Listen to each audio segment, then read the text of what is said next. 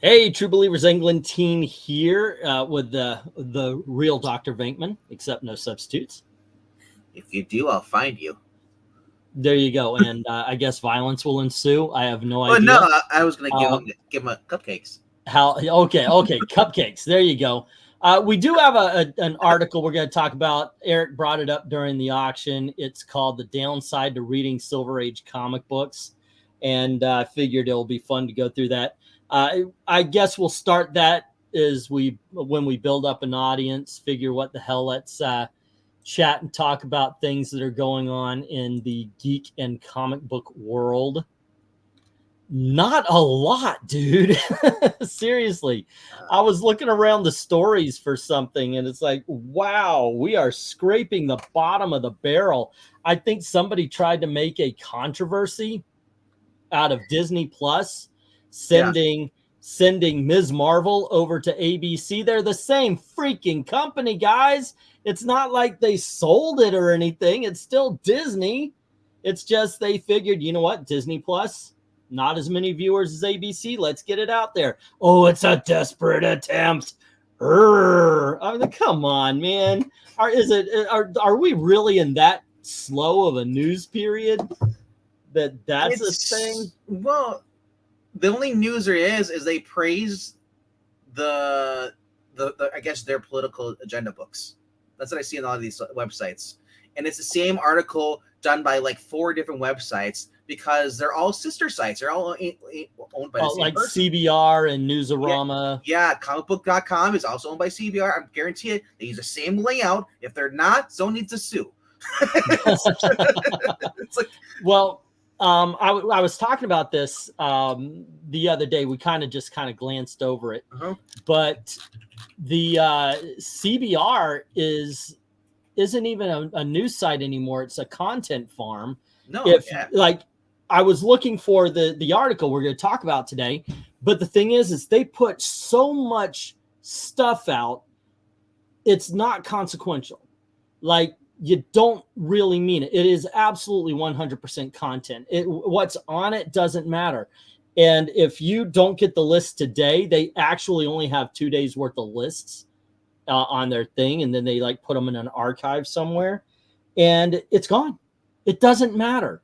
And they put out so many little articles. They'll be like, Spider-Man got a new power today. Look on page 37 of the new issue. And it's only like maybe a paragraph or something. These things have absolutely lost the plot as to trying to be anything worthy of your time. And I think part of the problem is a lot of people, because they're on their phone, are actually looking for things like that. So long form anything is sort of dying. Hello to Dave. What's up, Boston? The only downside of reading Silver Age comics are the price. So I just went to comicbook.com. You guys go there right now. And I want you to look at it and tell me how much actual comic book stuff related to links do you see when you go in. Comicbook.com? Yeah. The first thing I see is for the latest is wrestling. Then it goes to, Marvel, Craven the Hunter gets a Twitter emoji. Oh my gosh. Then it's video games. Then it's TV shows. Oh wow, anime. Yeah, look at that. That's the way. That's like Bleeding Cool. There's no comic book stuff. That it's like Bleeding Cool. I noticed a while back Bleeding Cool stopped being about comics. Let's see. Interview with the Vampire, Adult Swim, Hulu, Anaheim. RuneScape ends the Foreignth season with a new quest. Microids will be releasing a new video game. Star Trek: Strange New Worlds. Dragon Ball Super G. Okay, so nope, it's a card game. Assassin's Creed, Adult Swim, Red Bull Campus Clutch. It's Always Sunny. Hey, here's comic books. Way down here. Yep. Yeah. What Not Massive cancels Heavy Metal. Babylon Event has begun. Jonathan Hickman, Frank Miller will be supporting the strikes at San Diego Comic-Con. They keep on killing off Batman this week's Night Terror spoilers. I haven't read any of them. I've got them, but I haven't read any of them. I'll do a big video about it someday. Marvel confirms the death of Moon Knight. I see that and I'm like, yeah. And are they confirming the resurrection 3 months later? Yeah. On you go to comicbook.com, it says Marvel teases the death of Moon Knight, not confirms. So Right. Bleeding Cool apparently just did that to get a clickbait. Let's see, comicbook.com. Yeah. Tom Cruise reportedly lobbied studios to consider AI and stunt actor concerns ahead of strike. You know what? Why the frick not? This guy's looking out for people, man. His whole movie's about anti-AI. Well, the thing is, the stunt. Let's focus on the important things. Stunt actors. First of all, for the longest time, they still don't get an Oscar. I thought that was so freaking weird to learn. Let's see. Marvel Craven the Hunter gets a Twitter emo. That you actually have to click onto comic book news in order to find comic book stuff on this. Yeah, thing. It's ridiculous. Wow. Toys, gaming. They're everything but anime. Comics. But tomorrow though, they'll have comic book news on there because tomorrow is New Comic Book Day, not Wednesday. Yeah, and they'll have things like in episode or issue number 3 of this, and yeah. Marvel teases the death. Okay, yeah, it's whatever used to be comic book journalism is absolutely. I don't like using the term because it's been overused. It's dead. It really is. Hello to Pat S. What's up? Fast food journalism. That's a great term for it. Unless you're Mahler, he thrives on long videos. Cycles a cyber bandwagon flip-flopping. We're lifelong comic book lovers who aren't really following viral trends. And that's part of the problem, isn't it?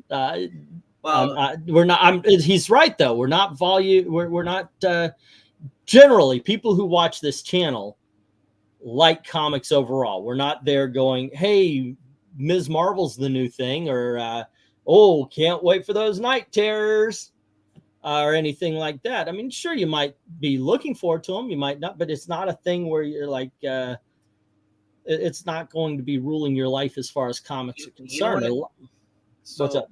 I was just saying the reason you don't find any comic news is because normies don't read comic books. They don't care about what's coming out in the Warner Brother movies or the Marvel movies. You know, they don't. So they're not going to talk about what's going on in comic books because there really isn't anything going on in comic books. Maybe night terrors, but it's not really that world-changing event.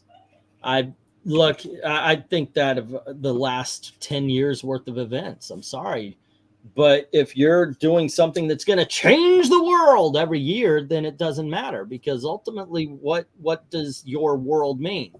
What is the Marvel universe if the Marvel universe has a world-changing event or a universe-changing event every year? They don't take time to establish what is in danger of being lost. So it makes no sense. Here's an article for Screen Rant. Batman's absolute worst Robin. Tim Drake let a lot of kids die in the 90s. You know what? We do need something to talk about tomorrow too. So, okay. That being said, let's get to this thing. Eric, I wish, where is Eric? He is at his home, probably. I don't know what he's doing. Let's see. Eric, come on in. We're talking about the Eric, we're talking about sports and Reds. Jump on. We're talking about sports ball. All righty.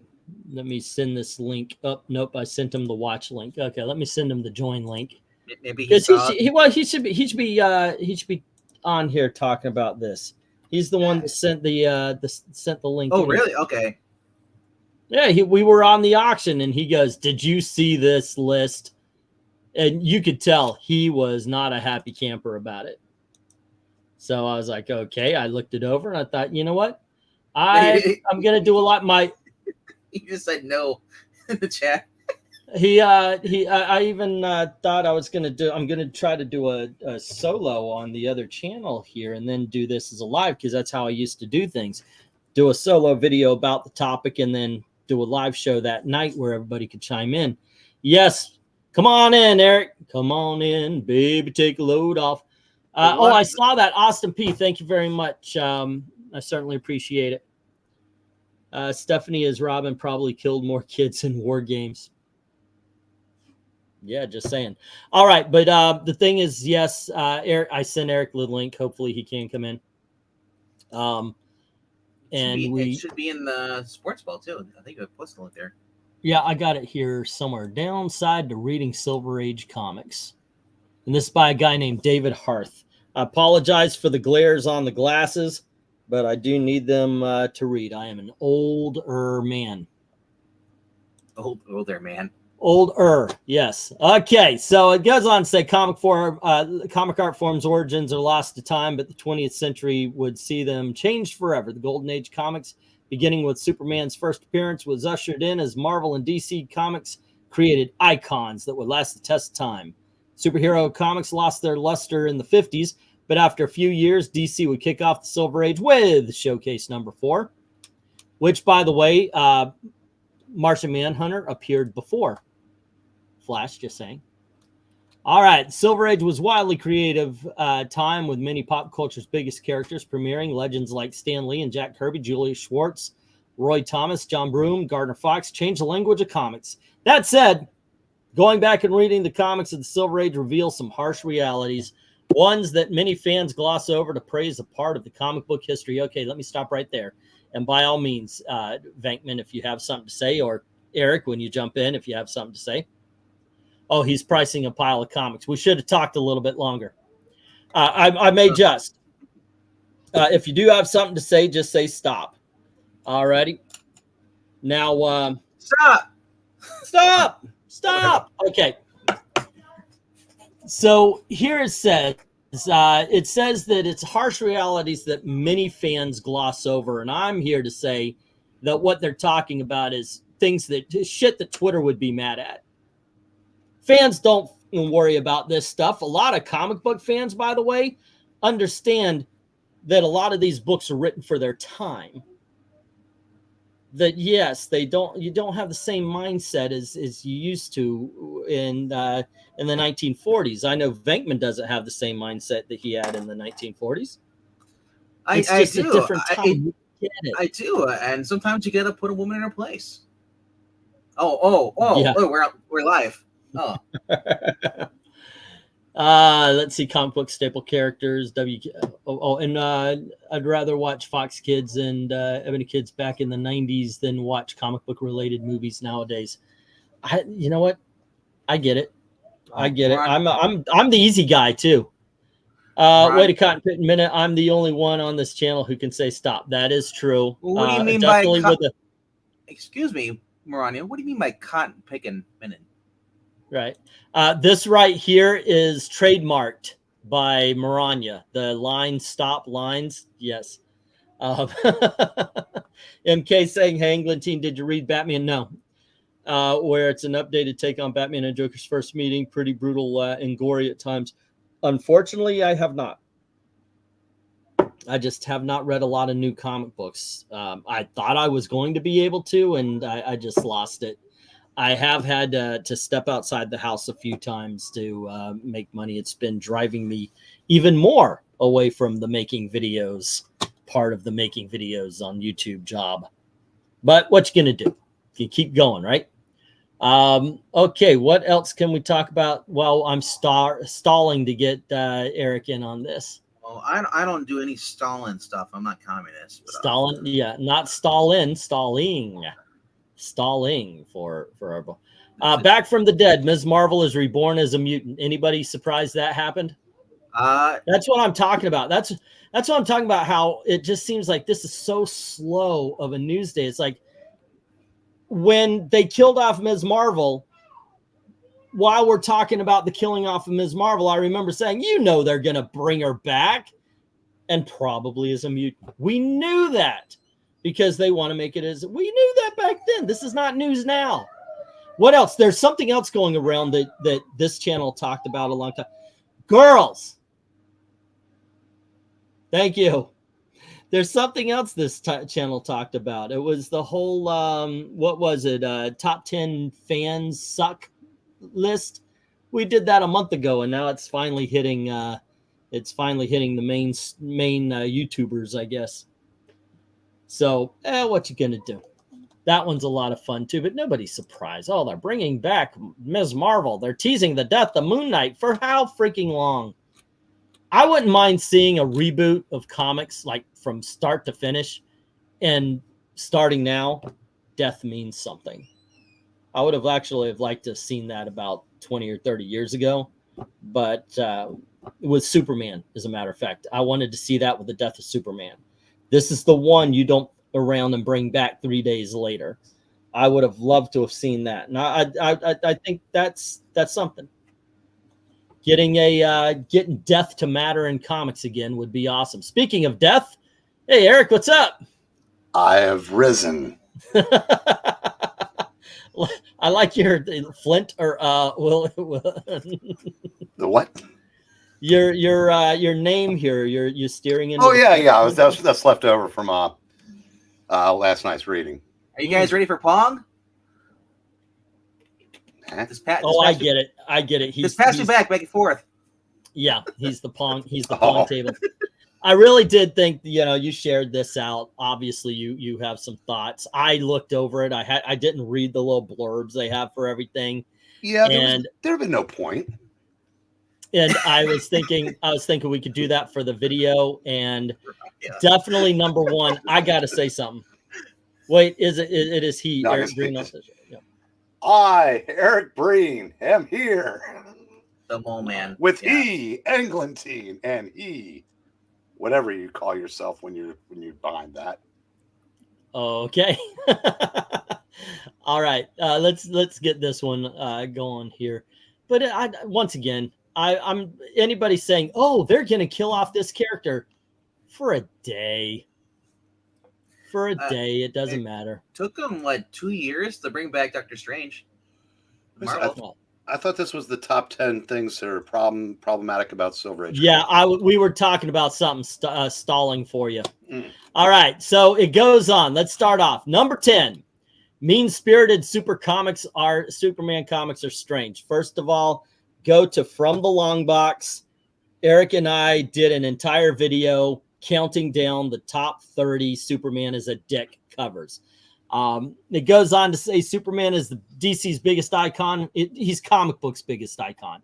And the Silver Age defined many facets of the character's mythos. The Silver Age was an amazing time to be a Superman fan, but there were also some very strange stuff going on in Superman books. The books were surprisingly psychedelic, playing with the identity and genre in interesting ways. Superman comics of the Silver Age also leaned in a curious direction.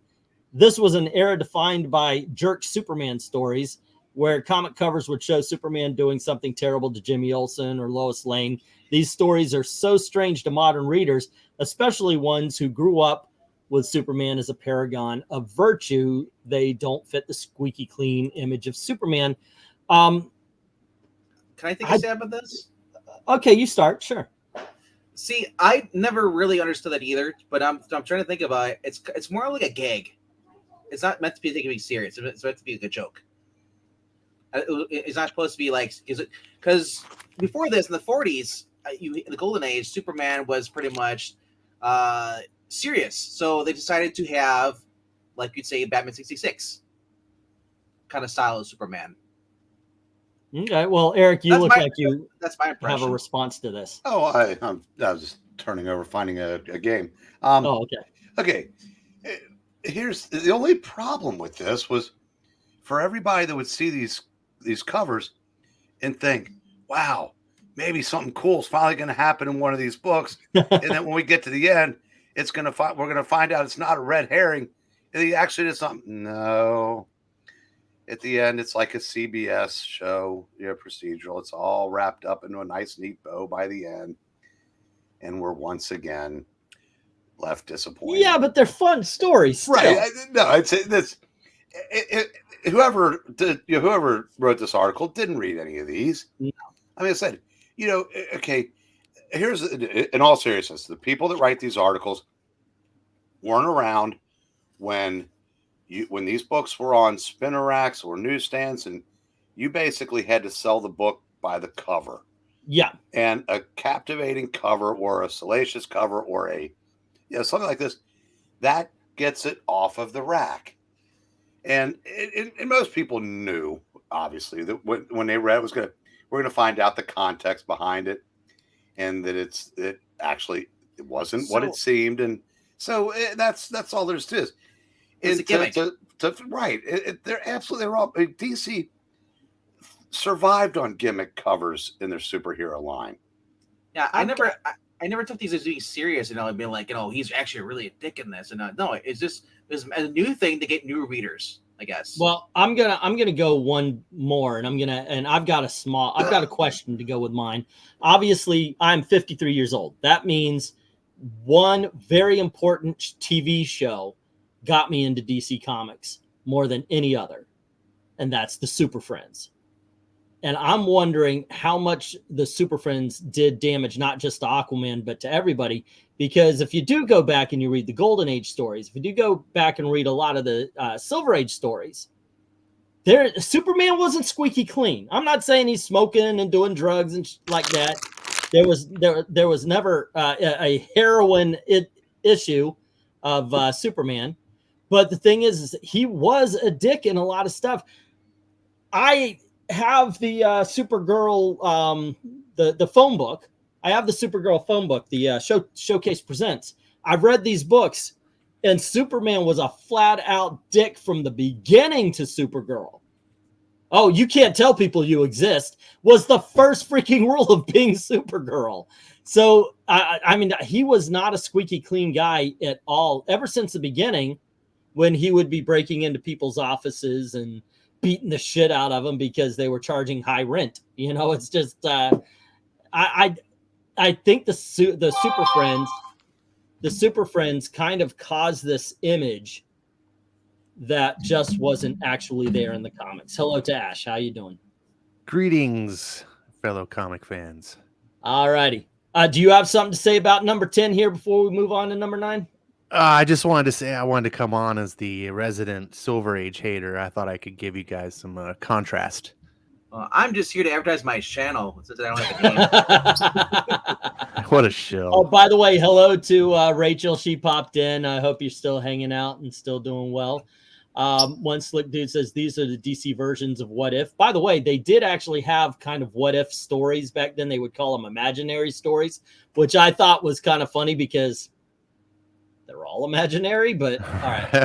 Hey, I got a question though. Like, I thought the Superman being a dick was more of a Golden Age thing. It was a Silver Age too? No, it's mostly in the Silver Age. Yeah. Oh, I've only ever read it in the Golden Age. There's a world open to you, man. Yeah, the Super Dickery is from the covers in the Silver Age, like the one in the thumbnail where he's disconnecting Lois's air hose, and where he's sitting there reading the paper while someone falls to their death. In the Golden Age, the stuff he did was actually in the stories. Yeah, yeah. Now you're clarifying it for me. I appreciate it, because like the Golden Age Superman was more of just a bastard. And the Silver Age was like the one who was like spanking Lois because she did something like. Well, sometimes she'd earned it. Yeah. Sometimes he just felt like it. Rachel, I don't think awesome. it's mean spirited. Okay. Once again, I've got to point out I have two comic book channels. One talks about the politics. This is that one does live streams. The other one is called From the Long Box. The link's in the description. And it is more about comic books themselves. And Eric and I did a video. Go over there and search it. It was basically the top 30 super dick, I don't mean it like Rachel means it, comic book covers. This, by the way, or the one that is on the thumbnail, was not number 1. As a matter of fact, they get so bad that at number 30, Eric was like, wait a second, this is number 30? Yeah. All righty. Let's move on to number 9. Then we'll see how long it takes me before I'm yelling at the kids again. All right. Number 9. Representation was basically non-existent. It goes on to say representation in comics had an uphill battle, but even today there's a vocal minority of fans who cry every time a character comes out of the closet or a white character gets replaced with a non-white successor. In the Silver Age, representation was completely non-existent, with the vast majority of characters being white males. This is why Black Panther's debut was such a big deal. There were no major African superheroes at the time, and if black people did appear, it was usually as villains or cannon fodder. Even X-Men, a book steeped in the language of civil rights movements, you're full of shit, was lily white. Things got better as time went on, but it never was actually good during the Silver Age. Okay, there is so much wrong. And you talked about how that guy never read, this guy, his name is Evan something, I think, how he never read any of the books he was talking about. I think this continues into number 9. Yes. And the reason why is he does use the what was it? In the Silver Age, representation was completely non-existent, with the vast majority of characters being white men. I'll just say this. I get this. But the thing is there had been heroes before. Okay, who's thumbing? Oh, I'm sorry. I'm just that was me. That's my yeah. I've got a thing or two to say about this. Okay. Let E speak first. It's his channel. He goes for 20 minutes, and then you get a chance. But okay, so there were characters that might not before. live that long though. There were characters beforehand. Sorry, I do agree with them. I do agree with them for the fact that you didn't have a lot of black characters, but the modern characters, what you're talking about is, and so people get pissy if you race swap them. They get pissy because they think the black characters deserve their own identities, dumbass. And I don't think that guy realizes it. And yes, please, by all means, guys, go check out Lobo from Dell. Just saying. Okay, anywho, go on ahead, Eric. Not the Lobo you're all thinking of, you bastages. The other one. Okay, this is all bullshit. For one thing, Star is non-binary. So there you go. There's your representation. Well, you are looking at an alien, a legal alien. You're looking at an alien. You're looking, or technically, with Aquaman, a sovereign king of another nation. You're looking at the Princess of Themyscira. He's a mixed race. Yeah, and then maybe two white guys. Just everyone knows that Martian Manhunter's black, so yeah. You didn't even know that until the 80s. Well, yeah, all the times he turned into John Jones detective. Yeah, he the only reason why he was whitewashing himself. Yeah. You know the great thing about these books and the people who actually read them back then, didn't give two shits about representation. They cared about a good story. Well, and I'm tired of people trying to attach 2023 uber sensibilities to things that happened 50, 60, 70 years ago. It's time to get over that. You can't go back and change it no matter how much you bitch. I mean, you can come close. Now you're getting people editing past works when they re-release them. So be satisfied that you fucked that up for people that want to read the original stories. But stop bitching about this. It is what it is. I've reached the point where I stop listening to you. I stop believing you, and I stop having any faith in your opinion if you bring up the race thing. I've said it before, and I'll say it again. It's 2023. If you are using your race as a reason why you aren't making it, that's on you, bro.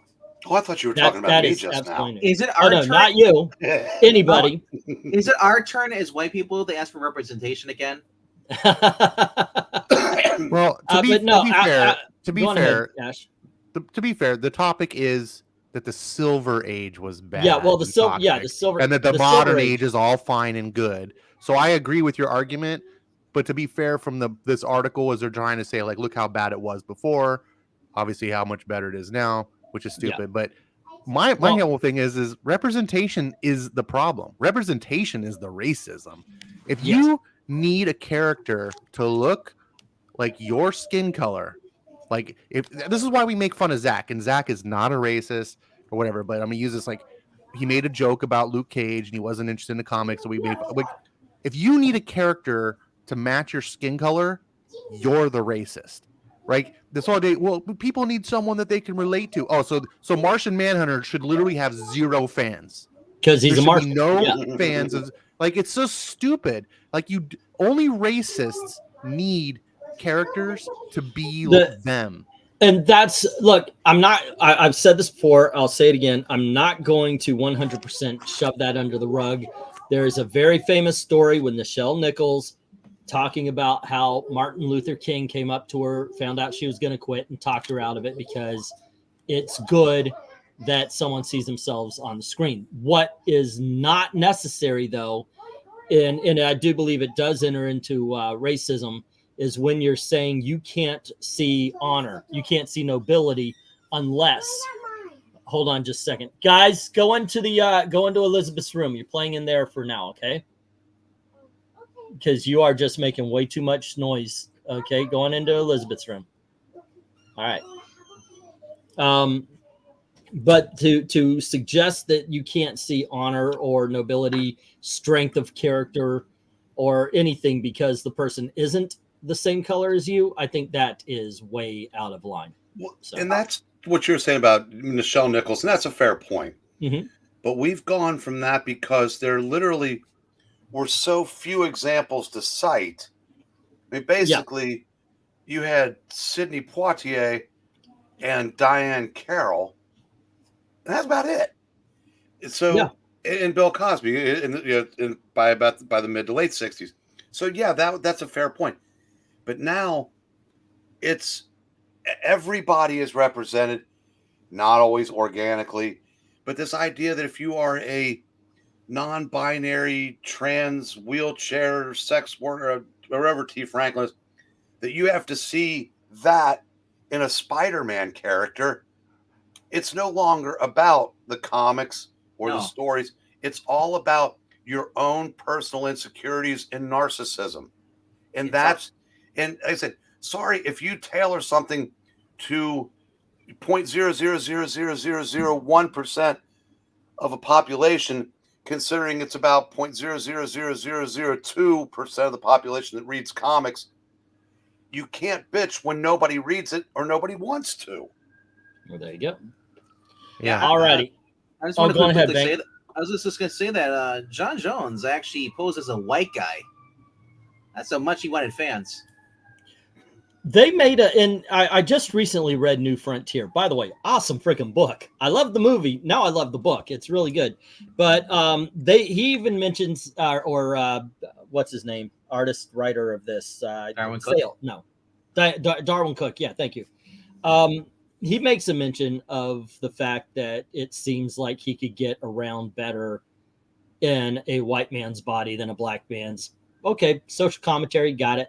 Maybe that was the reason. Maybe that's why he's embraced his Bloodstone John Jones now, is because now's a time where it actually doesn't matter unless someone makes it matter.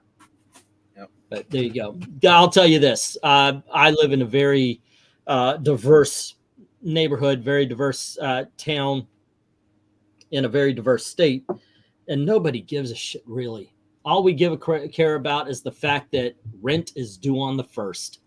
Otherwise, no one's around here giving a crap about this. It seems like Twitter really cares. All right, let's move on to number 8. And he's saying art and writing were vastly different. No shit. Okay. Let's see. It says comic books are at their best today. The quality of writing and art and printing technique is blah, blah. Hold on.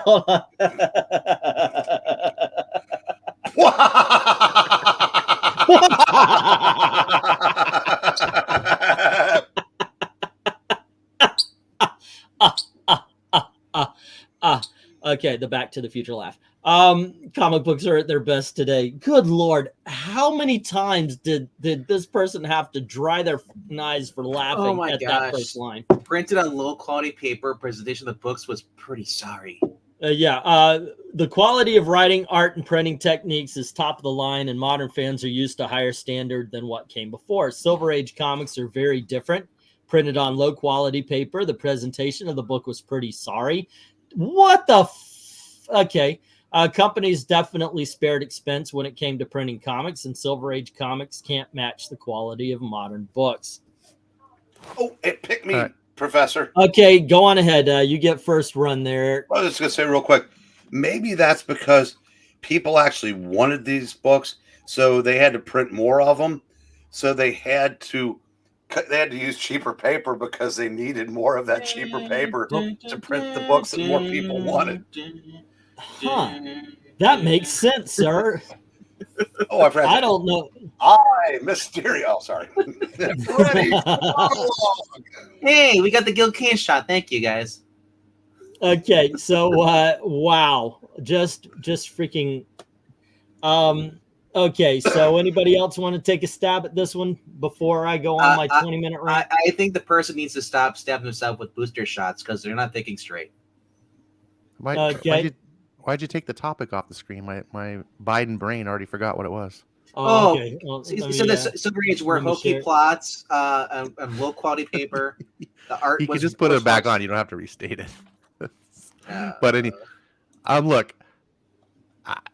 this is stupidity, because what is the best by far right now? If you were to ask any general, like if you just take a survey of people that read comics and you said, what is like the best stuff?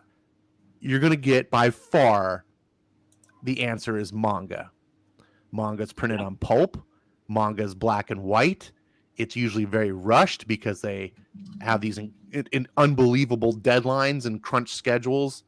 There's so many problems that on paper you could nitpick and try to say, but yet guess what? They're putting out a product that everyone loves.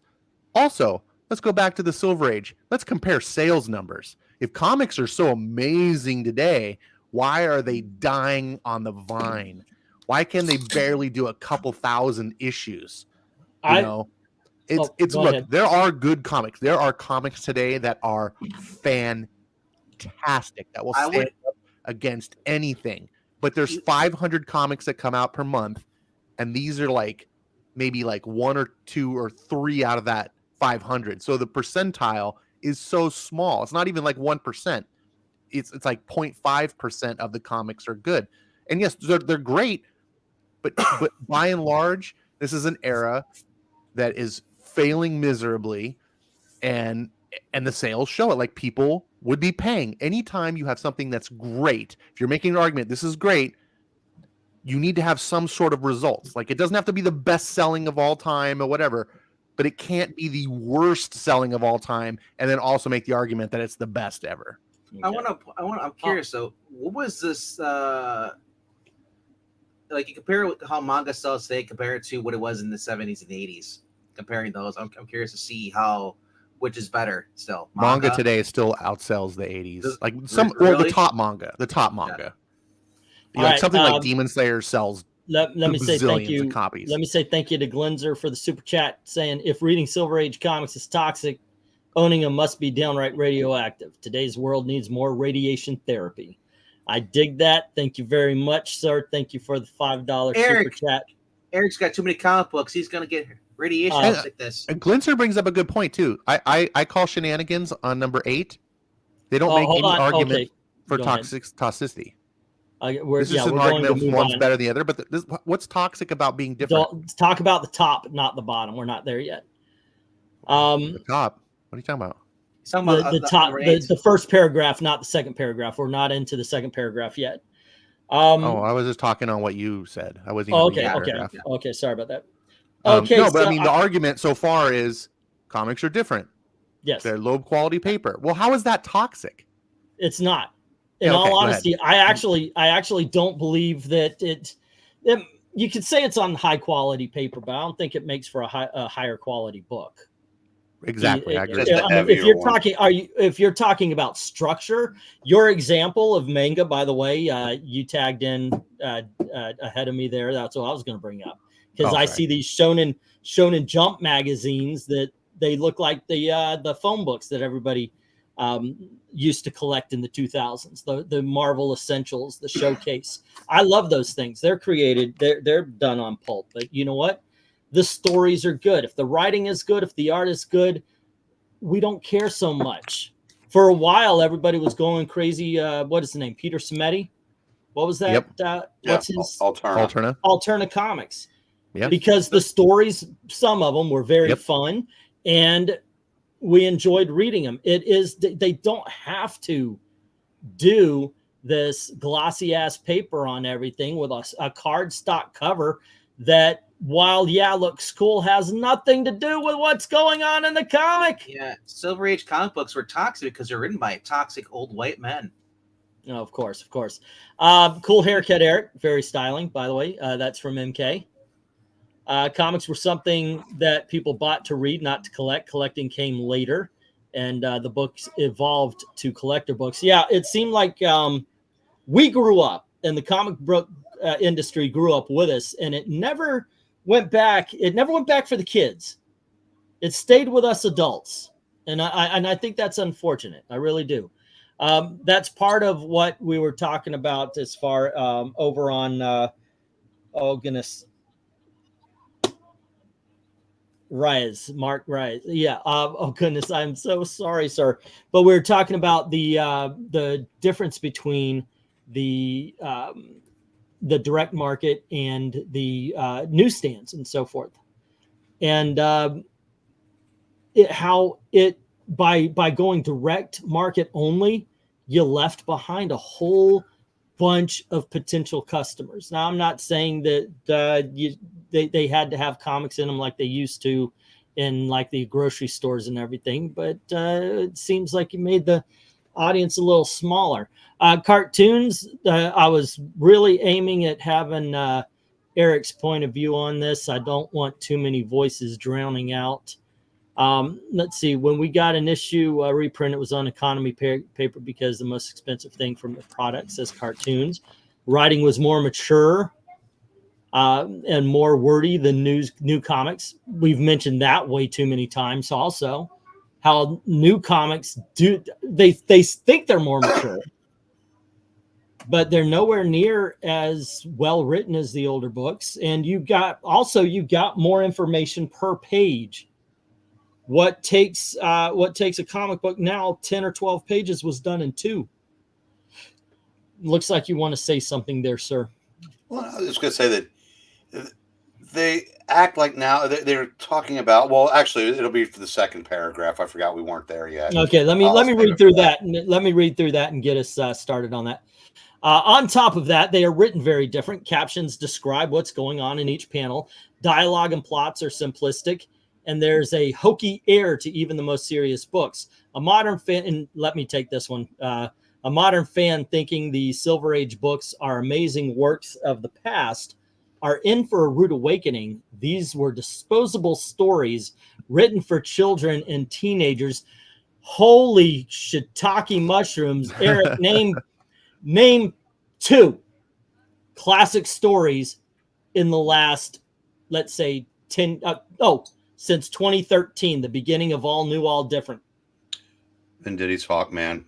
I'm done. Okay.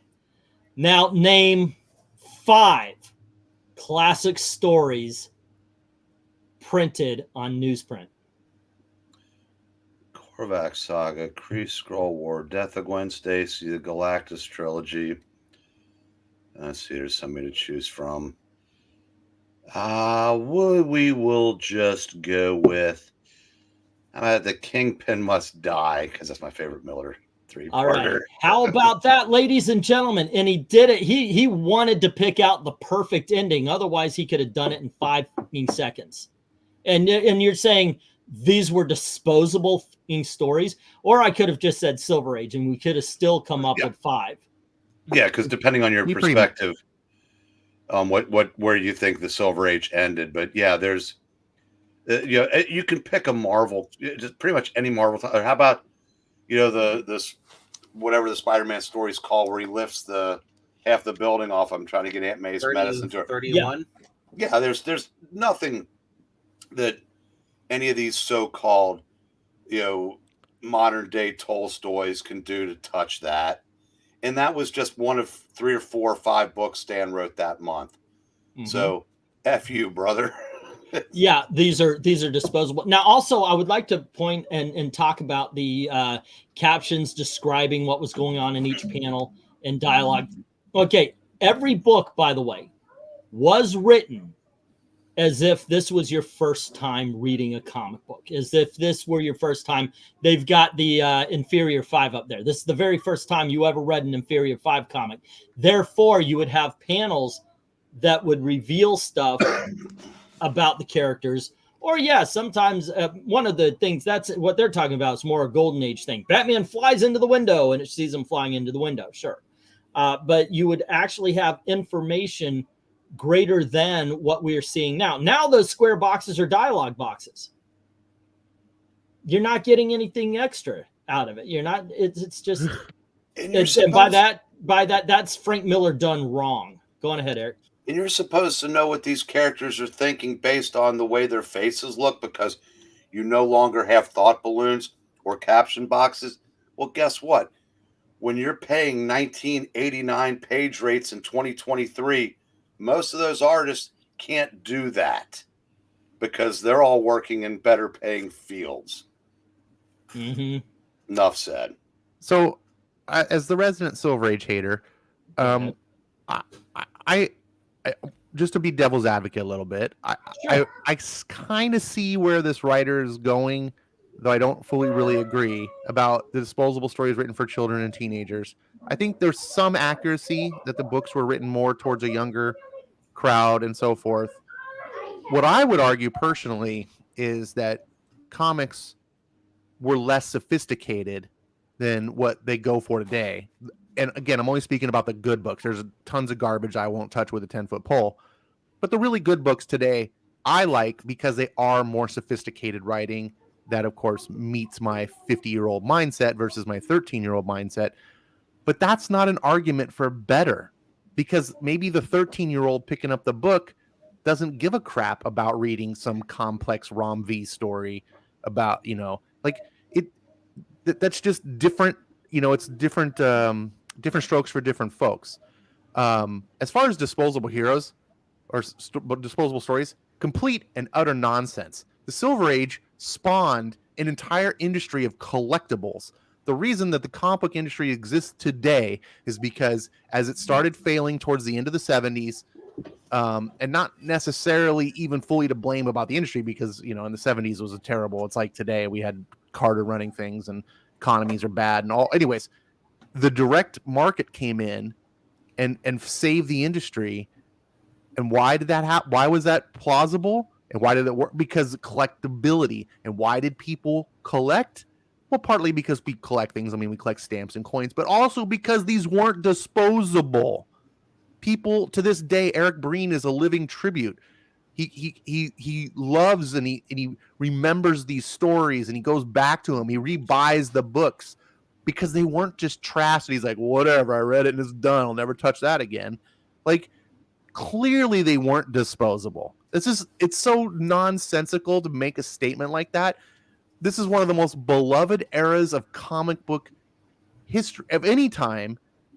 And you can't say that it may not be endearing to the Gen Zer who had no idea what this is, but the people who were part of this era absolutely do not think it's disposable. It's so ridiculous to even make that statement. Sorry, I'm done. Eric Breen, you are a tribute to obsession. I'll accept that. Tahilium is saying Frank Miller Daredevil is dead. He's waiting for Elektra to resuscitate him.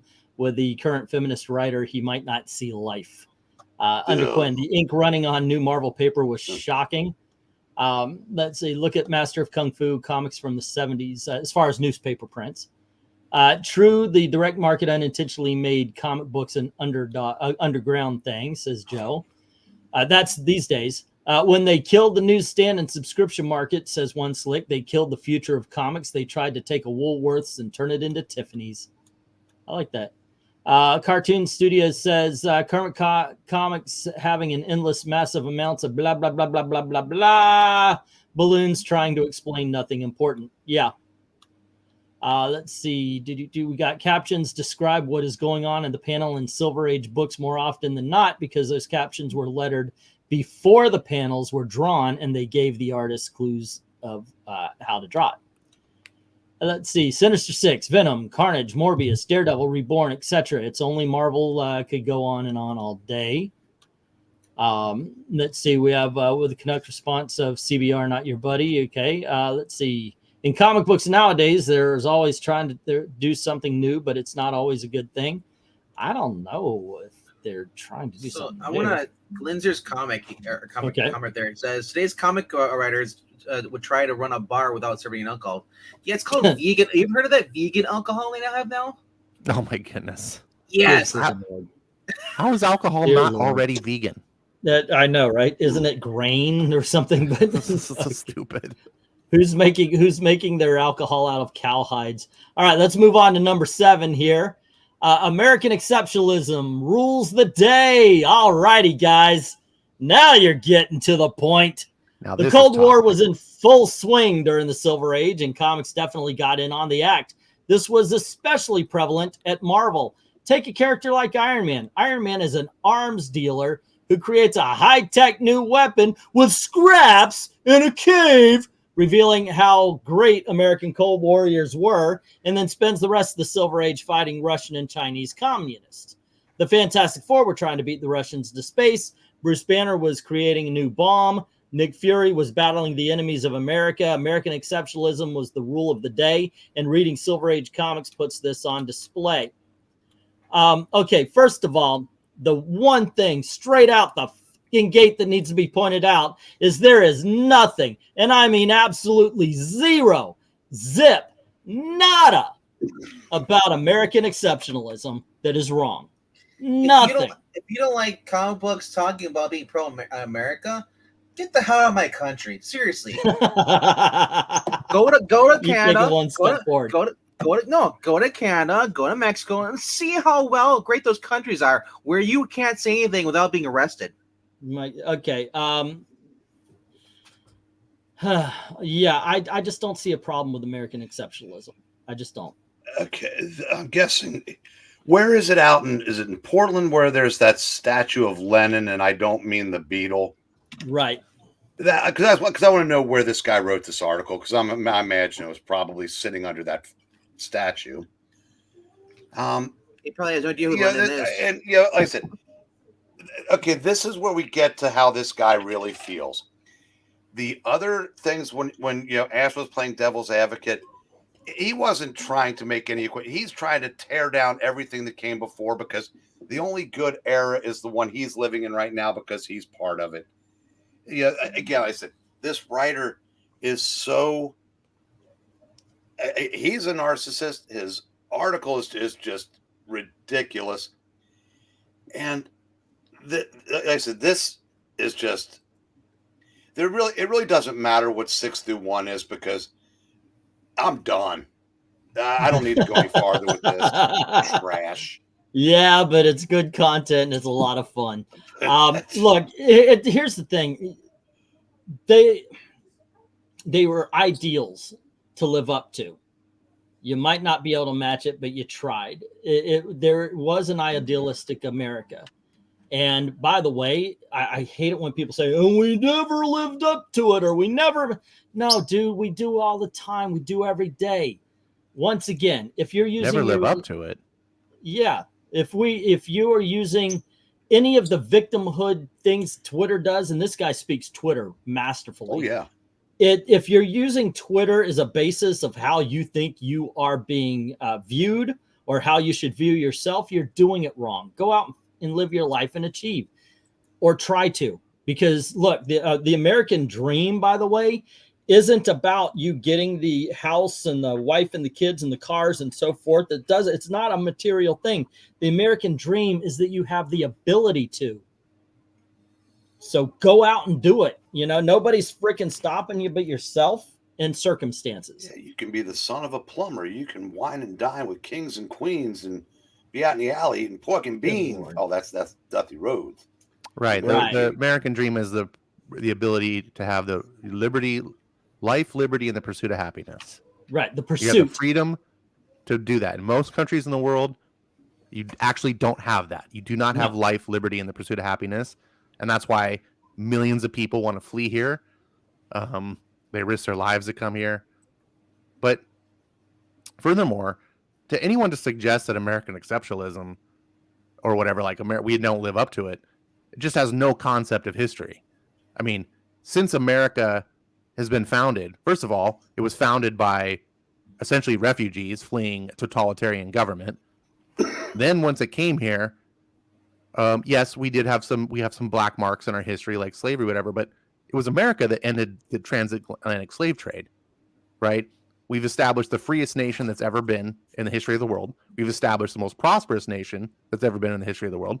I've already established how millions of people flee here. They aren't fleeing anywhere else. I mean, yes, they are fleeing to other places because that's the only thing attainable.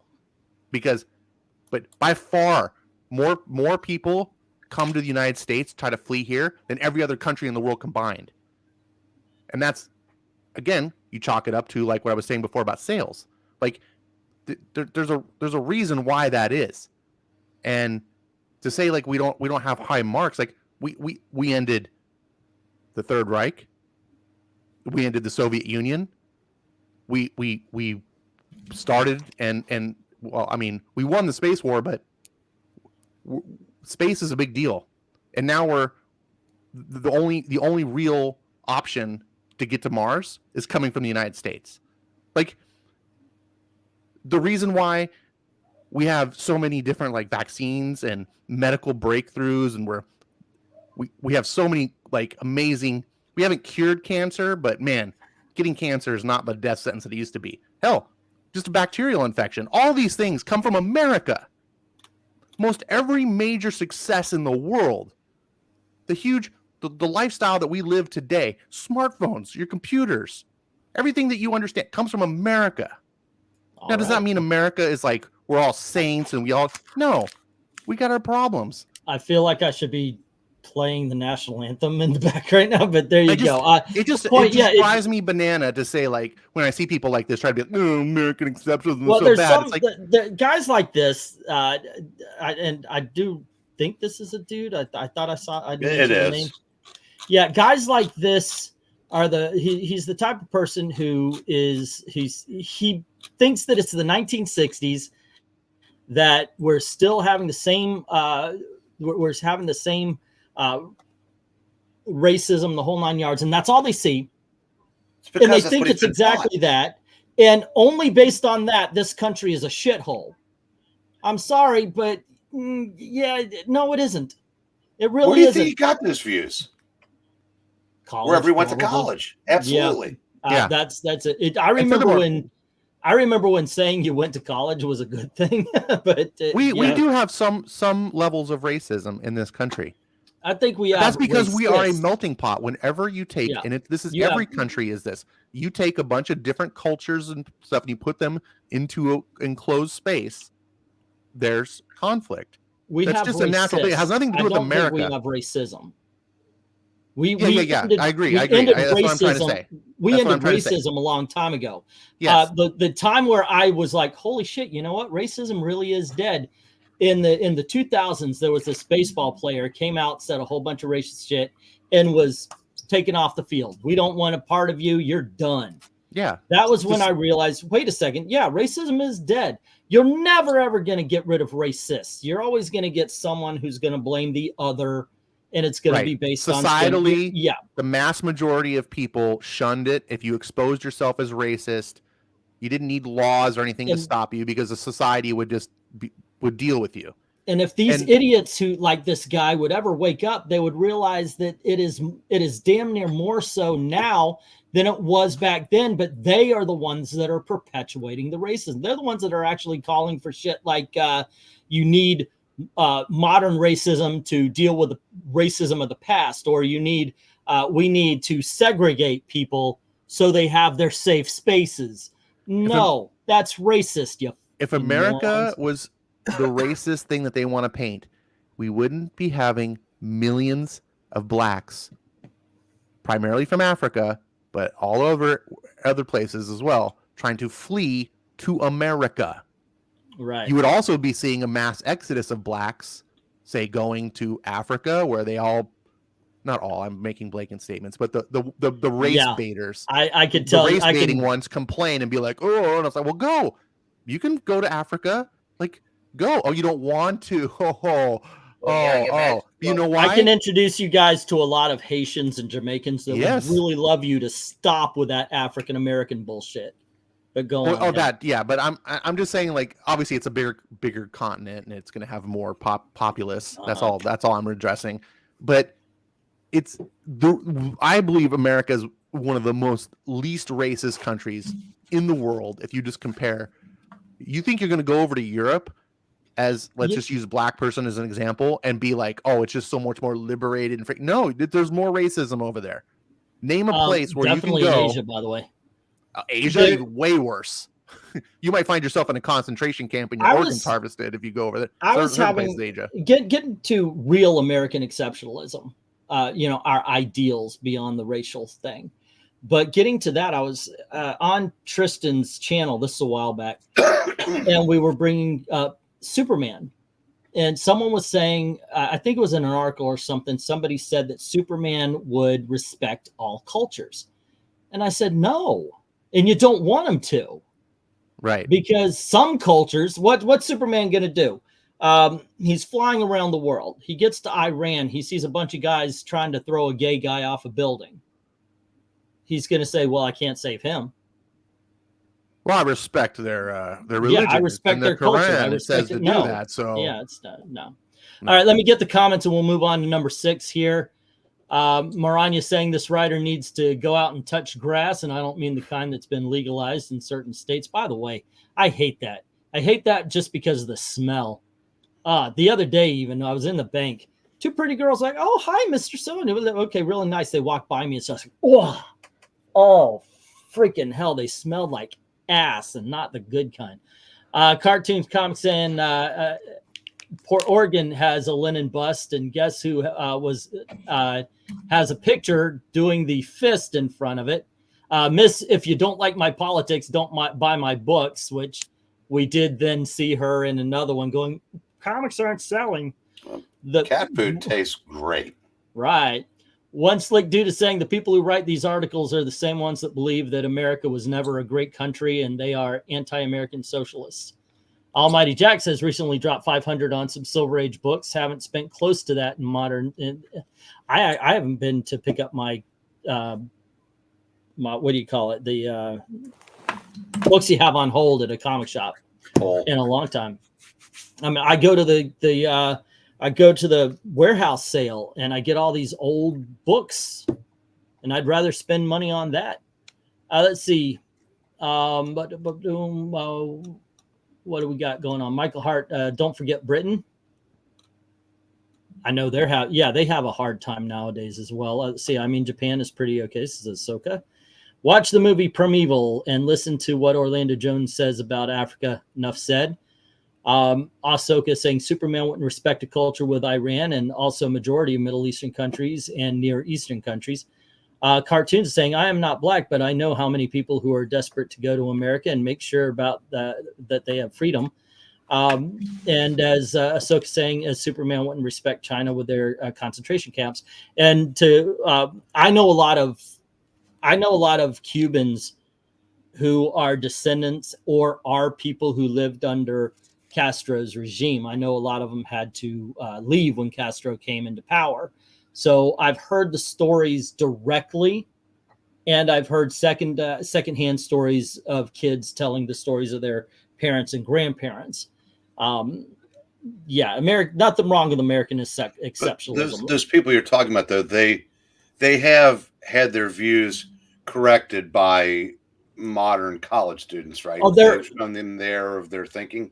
There are people who I have heard the words out of their mouth saying, yeah, you were the bourgeois. So they refuse to believe the bad things that happened. All right, let's move to number 6, which is the Comics Code Authority. Oh, are we going to agree with this one? Let's see what he has to say about it. DC Horror Comics changed the game down the road, but the Silver Age was devoid of horror for a long time. The main reason is simple. The Comics Code Authority, EC Comics, a company that created horror and crime comics, was beating Marvel and DC in sales. A moral panic ensued, and the industry formed the Comics Code Authority, a body made to self-censor in the comic book industry. This destroyed EC, which is what it was meant to do. but also made sure that the big two couldn't do horror comics, among other things. The Comics Code Authority strictures also affected the way villains could be portrayed and took away any shade of gray from the storytelling. The CCA was a big reason why Silver Age comics are so simple. All righty. Eric, I'm going to let you go on this one. All right. Well, he's sort of correct. They were beating. Yeah, I don't know. I don't know how, if they were beating DC. They may have. Probably were beating. It would have been, I guess, Atlas at the time. Atlas at the time, yeah. Yeah. And yes, a moral panic. Okay, that's a little simplistic. That was. We were kind of at that particular time. Yeah. I guess we were trying to live simple and clean. Like, remember, there was a Hays Code in the movie industry. So that was, our basically, there were people trying to censor our entertainment. So yes, to a point, he is right. The comics, the trials that ended EC and basically neutered comics. Yeah, that may be why this Silver Age was so simple. But it also probably led to the superhero revival, which is why the comic book industry is still alive, albeit on life support in some places now. But so, I guess it's not that simple. But, I don't know. I should have probably thought this out a little better. But, yeah, I did, everything, they said, bad guys could not win.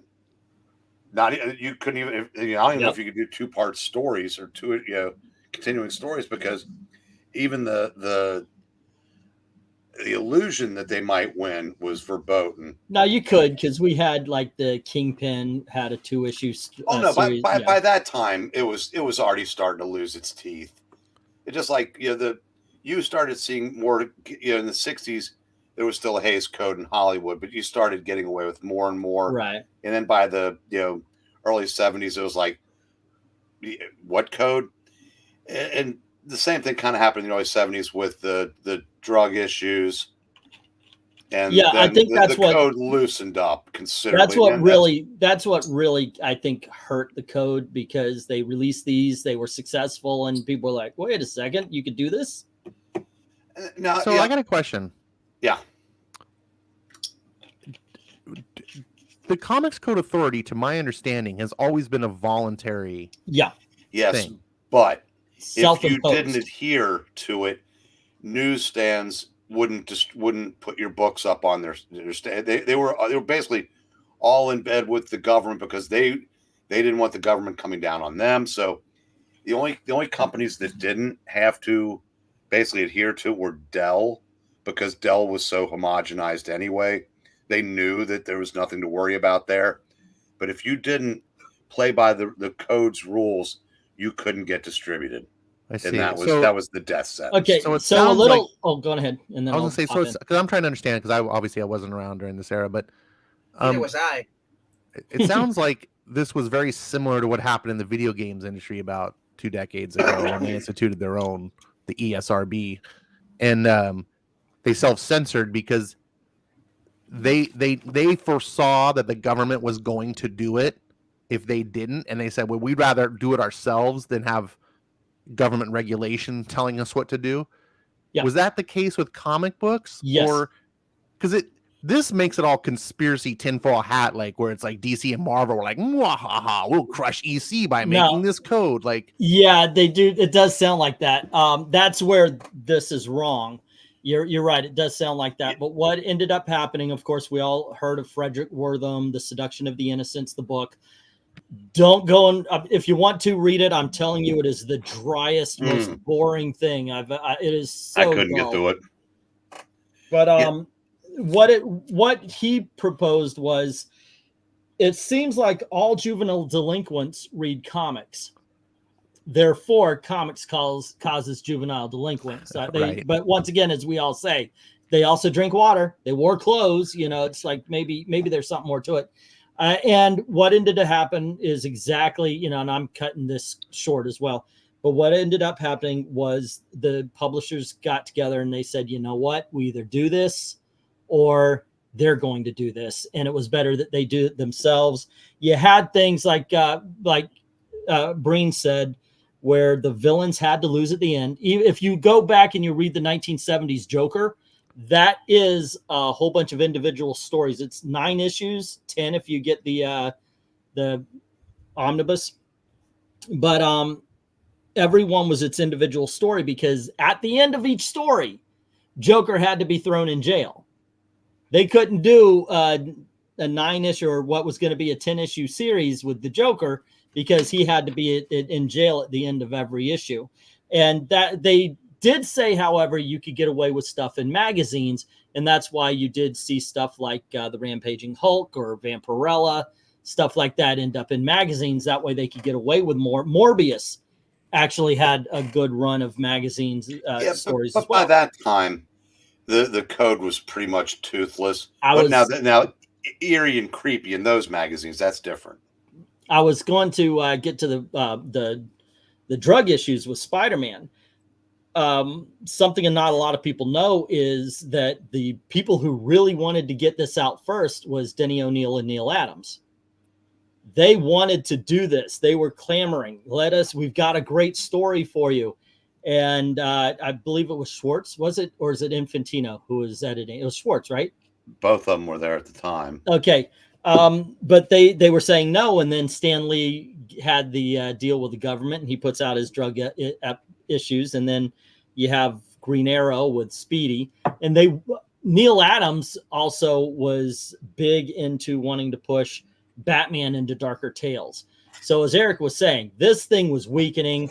You had artists like Neil Adams who kept going to the editors and saying, we don't need to follow this thing anymore. Don't push the code on us so much. Let us be a bit freer.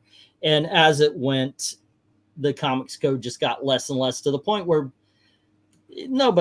once they did the Baxter series of Omega Men and Legion of Superheroes, the Teen Titans, it was done. It's like the king. He's not making any rules, but he's the head of it anyway. Yeah, it's like a monarchy then. But I will say, well, the one thing, if he comes close to getting anything right here, if the design of those trials were to take out EC, they were successful, because the EC tried. They introduced a new line of books called New Direction, and most of them would get returned. The boxes would get returned unopened. There was nothing they could do. Then they tried magazines, the Picto Fiction. Yeah. But those couldn't get any traction, because for whatever reason, I don't know why they watered those down comparatively to what they'd been doing, because the magazines didn't have to follow the same thing. That's basically Gaines was smart enough to take tales calculated to make you mad or drive you mad to Mad Magazine, which not only survived, became their biggest product. It kept them in business until they sold it to National. But my comic shop, by the way, just got a couple of like the comic book size Mad magazines. Yeah. Like I just put it up there.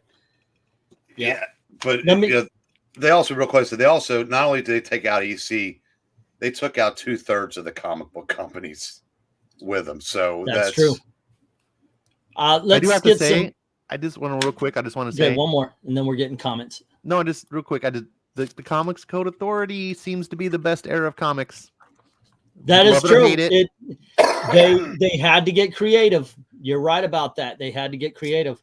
Okay, so Ethereal saying most people hated the code and it was based on facts.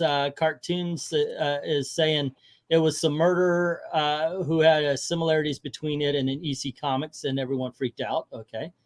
Let's see. Maranya saying, honestly, I do not want to see shades of gray in any villains. Villains are bad and are not to be admired in any way, shape, or form. Heroes should be heroic, not villainous. I would like to see a return of the classic villain, at least for a little bit. Horror comics still happen. They just never had bad endings where the protagonist would never die, says Ahsoka. The Comics Code was socialist, says Undead Quinn. Ahsoka's also saying, I mean, let's be honest here, Maranya, some villains are not going to kill kids. Some would rescue kids. Alrighty. So also, let's see, should have deported Frederick back to Germany. Ahsoka saying, let's be honest here, a good amount of villains, especially Flash and some Batman villains, would probably be heroes in a time when when heroes aren't there. I could see a couple. I could definitely see the Rogues, a few members of the Rogues actually taking time to help if necessary. Let's see, were there any comics that with subtlety criticized the Comics Code Authority? I'm pretty sure there were. I know, but I want to piggyback after Maranya's comment about the villains not being gray, just being evil. Mark Silvestri took Joker in the Batman and the Joker Deadly Duo. He had Joker kill a bunch of people on a train because they had to lighten the load on the train, otherwise, in order to cause the train to stop. So Batman's taking all these basically tearing apart the train, trying to do everything he can to throw it off the train so he can lighten the load. Joker just kills a bunch of people, and Batman's just like, you murdered people. He's like, well, yeah, duh. I'm not gonna be like you. It's the only way. And we both know that was the only way you were gonna stop the train from crashing. You know, is because it was gonna be controlled by a thing, automatic. So they get down to a precise weight. And I want Joker should not be someone to be idolizing. Joker is a creepy bastard. You know, it's something that you should be like, Batman, put him down for once. Everybody should be cheering him. Like, dude, put him down for once because he's an evil son of a bitch. Yep, I agree. That's why I did not like the new Joker movie. Alrighty, let's see. So there might as well be no stories of good versus evil then, because villains have good sides to them, and people want to have heroes and evil sides. Magneto, is he a villain or a hero? It just seems like he's become a hero. Okay, let's see. Nightcap was controversial, but MK was a bigger deal because of the fatality. Okay, I don't know what you're talking about there. Let me get back to this. Seduction of the Innocent was only made all the books they reference worth tens of thousands of dollars today. Yeah, that is true. Dave is saying, I love the Rampaging Hulk. So do I. I hope you're enjoying those magazines there, sir. Joe Lieberman made a big deal over MK to Congress. He's talking Mortal Kombat. Imagine going back in time and showing these people gender queer. Oh, that's you, dude. Yeah, I think there's a lot of comments. I'm gonna skip his comment. It's not him gender queer. Yeah. All righty. Let's move on to topic number 5 here, and it is Silver Age comics were written for children. Wait, didn't we cover this? Wasn't it art and writing or vastly different? Silver Age comics were written for children. DC produced industry-changing stories in the 80s, where the publisher embraced mature storytelling with books like Watchmen and Dark Knight Returns, something comics desperately needed. Comics are a fruitful medium, but reading Silver Age stories will reveal why it's so important to bring mature storytelling into the medium. Silver Age comics were written for children. Their simple morality plays where the bad guys always lost and the status quo was upheld. At best, Marvel wrote for teenagers, but with many of the simplistic tropes that drove DC, anyone expecting anything better than kids' stories is in for a rude awakening. Anybody? Man, writing stories for children is so toxic. It's so bad. Oh, how toxic of those people writing children's stories. This is something, yeah, this is something that's in the, okay, well, they're saying it's hard to revisit, but, okay, you know what? I'm not going to lie and say there aren't simplistic stories in the Silver Age. It's part of what makes them fun, and the fact that a lot of them are one-off. You read the book, you get the story, and you don't have to buy 4 different books or anything like that. I'm not going to lie and say that there aren't any that are like that. I mean, for freaking hell. In order to make Batman more palatable to the Comics Code, they had him go out in space. But why wasn't Casper? Casper should have been for adults. Right.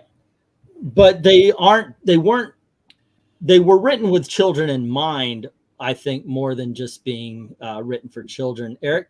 Okay. I'm going to make a quick analogy.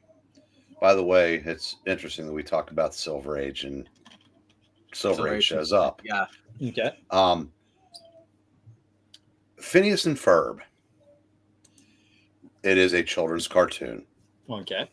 Any adult that watches that will laugh out loud at least once in every episode. Why? Because though it is written for children, it is written in a way that all ages, whether you're 2 to 92, can enjoy it. These old comics that this guy is trashing can still be read and enjoyed by adults with a functioning brain. Mm-hmm. Because even though they are written for children, the stories that are told, it's like the old Peanuts cartoon. Kids and adults might laugh at the same cartoon, the same comic strip, but for different reasons. Because of the way it was written. There were things that adults would get that would go over the children's heads. Mm-hmm. Now, I'm not saying that was the case in all these Silver Age comics, but the ideas and the ideals that were put forth in these books resonate with all ages. That's why those are still read today, dumbass that wrote this article. And that's why the stuff that you're championing is as disposable as produce. Yeah, I would defy anyone to, without looking it up, tell me what happened and say, what was it, War of Asgard or something that happened, War of the Realms, 3 years ago. There was a huge universe-changing event in Marvel Comics. What happened? No, it had Asgardians in it. Here's one. What's Here's that? one. There was a Marvel crossover, a huge Marvel crossover that changed the Marvel universe. What am I talking about? Hey, I know. We'll take Guardians of the Galaxy, put as in front of it, and say, look how clever we are. Yeah. This is the storytelling that is leaps and bounds over the freaking Silver Age. Look, here's the thing. Oh, go on ahead, Venkman. And I was going to say, I need to read War of the Realms, but isn't that where they introduced Thor's mom? You don't need to read. No, you don't need to read War of the Realms. Yeah. I wasn't planning it to, but I'm just saying, even if I wanted to read it, most stories are forgettable. I'll go back and I read stuff from there's only a few that from post-crisis Superman that I remember actually stories, but they were written better though. I'll say that though, because I am like Eric when it comes to this. I'm like 10-second Tom, but when it comes to, but there's certain stories I really love. I'll remember, but so I can't really say that they're forgettable just because because that bad. I think the ones that are that bad are the ones you can't forget. Well, here's the thing. There's a different kind of forgetting. Like when Eric will say, or I'll say, I remember reading it and I remember the feeling I got rather than the story itself. Yeah. And you're starting to notice it as you read more and more comics. Some of them are being dropped out of the memory hole. Because, I hate it. Yeah, it happens. I think we actually discovered, Eric and I started reading comics around the same time. It's just I was 4 and he was 70. What? Point being, ladies and gentlemen, it's a long time with a lot of You're books. making an age joke. I can do that in this situation. Falcon and the Snowman. Yeah, it goes. But I don't know. Obviously the Silver Age comics, while written for, I will say, yeah, they were written with kids in mind, but the themes, as Eric was saying, the themes and the stories were done with adults in mind as well. So both could read it, both can enjoy it. Okay, so MK is saying is simplistic a bad thing, though? I don't think so. It can be if it's oversimplistic, of course. Joker is a madman who sometimes is right, not morally, but only in the cold, hard truth. Let's see. Dr. Silver Age saying simplicity is, I'm going to go with is, part of the charm of Silver Age for him anyway. I think for a lot of people. If he thinks children's stories in the Silver Age were simplistic and poorly written compared to today, he clearly has not read I Am Not Starfire. There you go. Let's see. Cartoons is saying it's that guy's such a moron that he can't appreciate nothing but the some deconstruction by a commie loser who didn't write nothing good since the 80s, Alan Moore. Holy Toledo. Smacking Alan Moore. Wow. Shots fired. I mean, Alan Moore is better than Frank Miller, but Wow, double shots. So this is where I at least have to throw in. At one point, Alan Moore apologized for what he said, destroying comics by what he did in his earlier career, because so many people, I guess, tried to become him and couldn't. But he also spent a good chunk of the late 90s, his Supreme run, which was a love letter to the Silver Age. Yeah. Tom Strong, The Promethea, books 1960s. like that were definitely more straight ahead science fiction superhero stuff that didn't try to destroy it. It was just basically him trying to atone, I guess, for lack of a better term. And I think he did a lot of really good stuff in those days also. I think so too. Also, I want to point out, because I've said this, even though I'm not a big fan of NWA or Nirvana, they aren't what killed music. Everybody trying to copy them killed music in the 90s. And it's the same thing with Alan Moore and Frank Miller. Yeah. They are not responsible for what people did in response to what Alan Moore and Frank Miller did. Alan Moore deconstructed heroes with Watchmen. Therefore, everybody comes and they got to deconstruct the hero as soon as they get onto it. And then you had the other side, which read Frank Miller's Dark Knight and said, you know what? We need to make every hero like that. And they forgot the nuances.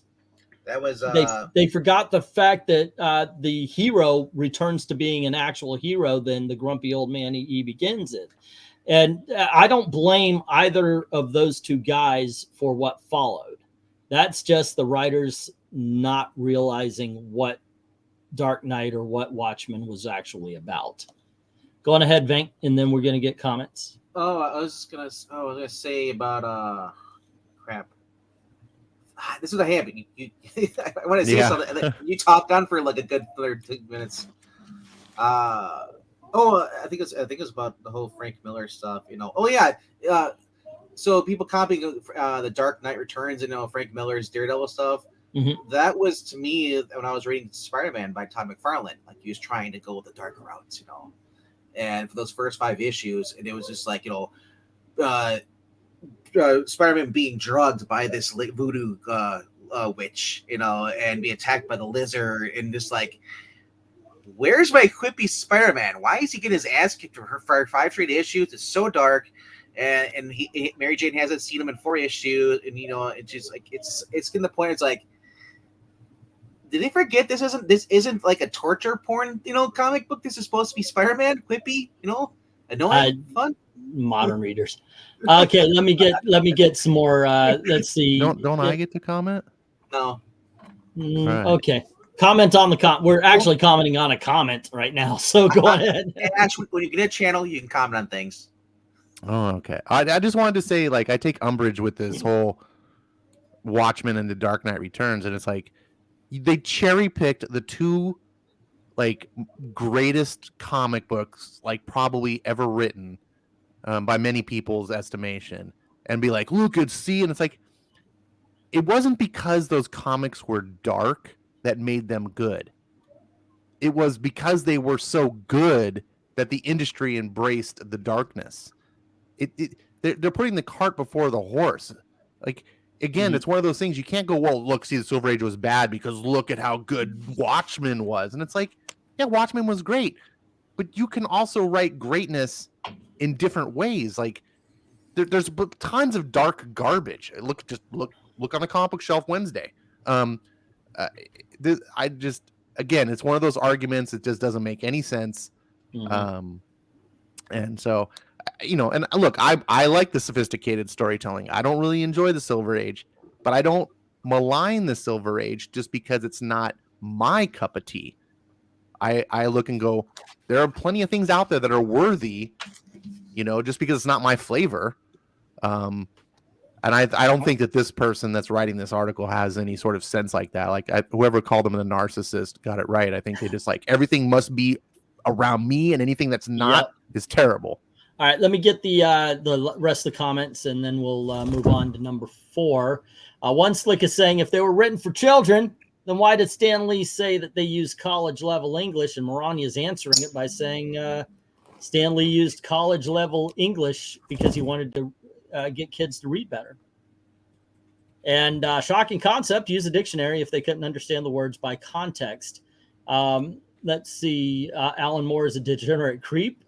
Okay. I did read his, what was that, Girls or whatever it was called? Lost Girls. Yeah, not a good book, by the way.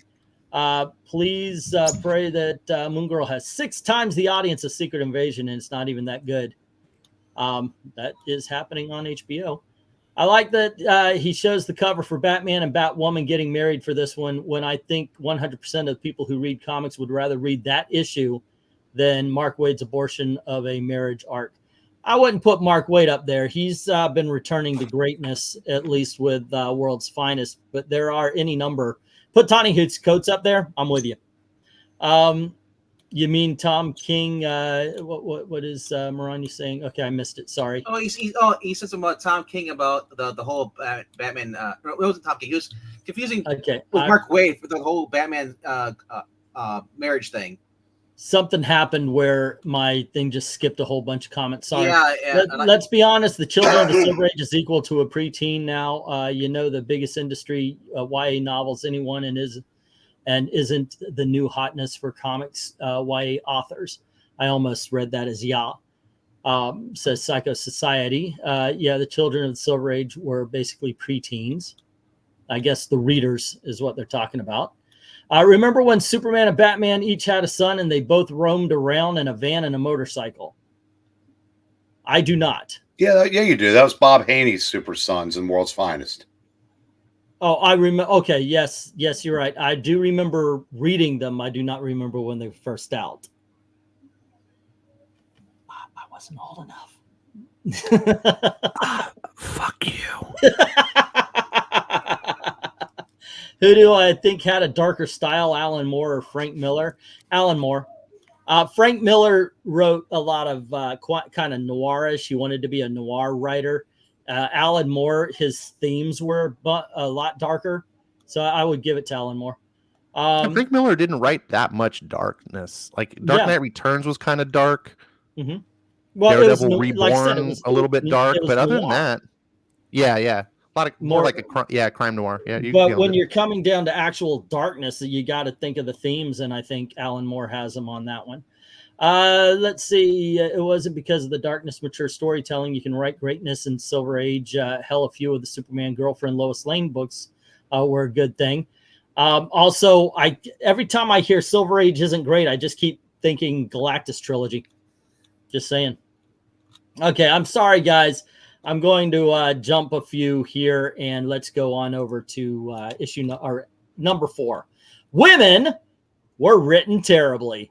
Marvel has a problem writing women, something that started in the Silver Age. Women in superhero comics were usually just prizes for the men or damsels in distress, especially when Stan Lee was writing them. Silver Age characters weren't exactly brilliant examples of the multifaceted writing, but women got it worse than anyone. Characters like Jean Grey, Scarlet Witch, Wasp, and especially the Invisible Woman, girl, by the way, in the Silver Age, women were written in the worst ways possible. Even when they were obviously the most powerful person on a team, they still were hostage bait or kidnapping fodder. DC was a little better with Superman's prospective girlfriends, Lois Lane and Lana Lang, obsessed with the Man of Steel to the point that their own lives revolved around trying to win him at any cost. And ladies and gentlemen, that is a product of the Comics Code. Before the Comics Code, Lois Lane was much more of a hard-hitting reporter type. She was based on, what was that movie with Cary Grant? Newspaper. His Girl Friday. She was very much based on that character. And when the Comics Code came up, she was turned into, oh, won't Superman marry me? So I want to point out that, I agree that, Storm was written horribly. She never got the sandwiches or anything like that. Yes. Do you mind if I go first? Because I'm going to have to jump off after this because I haven't. We all want to jump off after this. No, after what I say, okay. There's a little grain of truth to what he says, but here's the thing: this was a hobby for boys, and boys fantasize about, when you're a certain age, you fantasize about being a fireman or an astronaut. You get a little, maybe just a little bit older, and you fantasize about getting the girl. The hero saves the damsel in distress, vanquishes the villain, and they all live happily ever after. That's a basic theme that's gone through comics for decades. But if you go back and read these issues, yeah, there are times when Sue appears to be subservient to Reed, but a lot of times she gives as good as she gets. And a lot of these characters, were formidable in their own rights, but it's just basically you hadn't had the women's rights movement yet. So it was written different, but women were as strong and capable as the times which they're written would allow, for lack of a better term. And again, this guy is attaching 2023, which has overcorrected to the point to where who wants to read this shit now when it's the woman is basically in 2023, the woman is what the man was in 1963. And I'm sorry, you just can't flip the genders because someone wants to. You can't rewrite genetics. And it doesn't work because yes, they took a boy's hobby, kicked the boys out, and now are getting mad because the boys aren't there anymore. So DC was a little better with I guess the tropes, I guess, because why was Robin always in damsel distress in every single freaking cover? I have my own theories on that aren't safe for YouTube. Well, look, I just want to piggyback off Eric's. I think he really nailed it. This is a hobby for boys, and of course, anything that's for boys in the 2020s is toxic. So I can see the viewpoint. It's stupid, but look, men and women. Yes, there's two genders. They think differently. They often enjoy different things. Sometimes they overlap. They can. Our resident Maranya, who's a great person, she's a woman. She's been into comics for a long time, but she just loves comics for what they are. She's never presented an idea of like she needs it more feminized. She's not the typical, obviously. And sometimes there's boys that like get into knitting and things like that are typically more associated towards women. It can happen. But when you do this, it's the same thing with like Harlequin romance novels. If we were to just look at that, we could say, well, you just reduce men to tall, dark, and handsome, like just meat puppets. Like, but that's appealing to the woman fantasy that you're writing this romance that they're going to be swept off their feet by this tall, dark, and like it has nothing to do with sexism. It's just appealing to your audience. Eric nailed it right. This is a story about for boys typically that are usually young teenagers, maybe even in their early 20s. They could be in the military. And they, as a boy, there is an appeal for men who have testosterone flowing through their blood, their veins, to be the hero, to rescue the damsel in distress. It's not about a sexist thing. It's about a thing that makes men feel good. It makes men feel valuable in society. We don't get to give birth and raise kids, like birth kids. Like, we don't get to do that. We're not built to that. We're built to be the protector of the family unit. And so our psychology is wired that way. And it's not a bad thing to sort of cater to that a little bit. But you get these feminized men from today and they don't understand that. And they go, and look, there was nothing more cringe-inducing or disgusting. I don't want to say disgusting, cringe-inducing or just unappealing to me than to read a story as a teenager where the boy got rescued by a girl. Like, that was just like, ooh. And now we've got all these little femboys today that's what they want. They want to write these stories. It's like, look, you can do you, but at least understand the psychology. It's not toxic. If it's healthy to write stories about women saving men, then it's not toxic to write stories about men saving women. So, all right, Venk. So women written terribly. So Sue being written as the strongest team member, also having two men fight over her affection. Jean Grey having all the boys were toxic and actually going after her.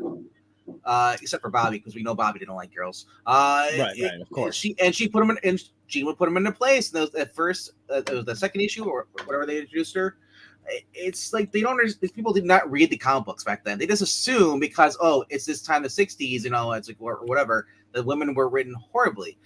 They were written how women acted back in the day. That's how most people it was real life, because guess what? Guys went out and actually talked to girls, so they knew how women act. Now, sorry. I'm just saying, it's like, but they also weren't trying to be as authentic as they can. It's a freaking comic book. It's make believe. It's fiction. If it was nonfiction, man, Sue would have been slapping him around. She would have left him for Namer, which she actually did later on. She tricked him. Well, I'm just saying, it's like these people who write this stuff don't even read comic books. So I'm not surprised that these articles exist. I would like to point out at least one thing, and I'm going to go to the golden age for it. First of all, Glenzer said it. It was touched on in the comments here, but were women written more terribly than they are today? And you mentioned an overcorrection, and right now we've got the girl boss, and the girl boss cannot have a good story because they can't be written like real people. You had at one point in time Kitty Pryde one punch a sentinel. These are things that would take entire issues with a whole team fighting them just to deal with one or two of them. They're not written as whole people now.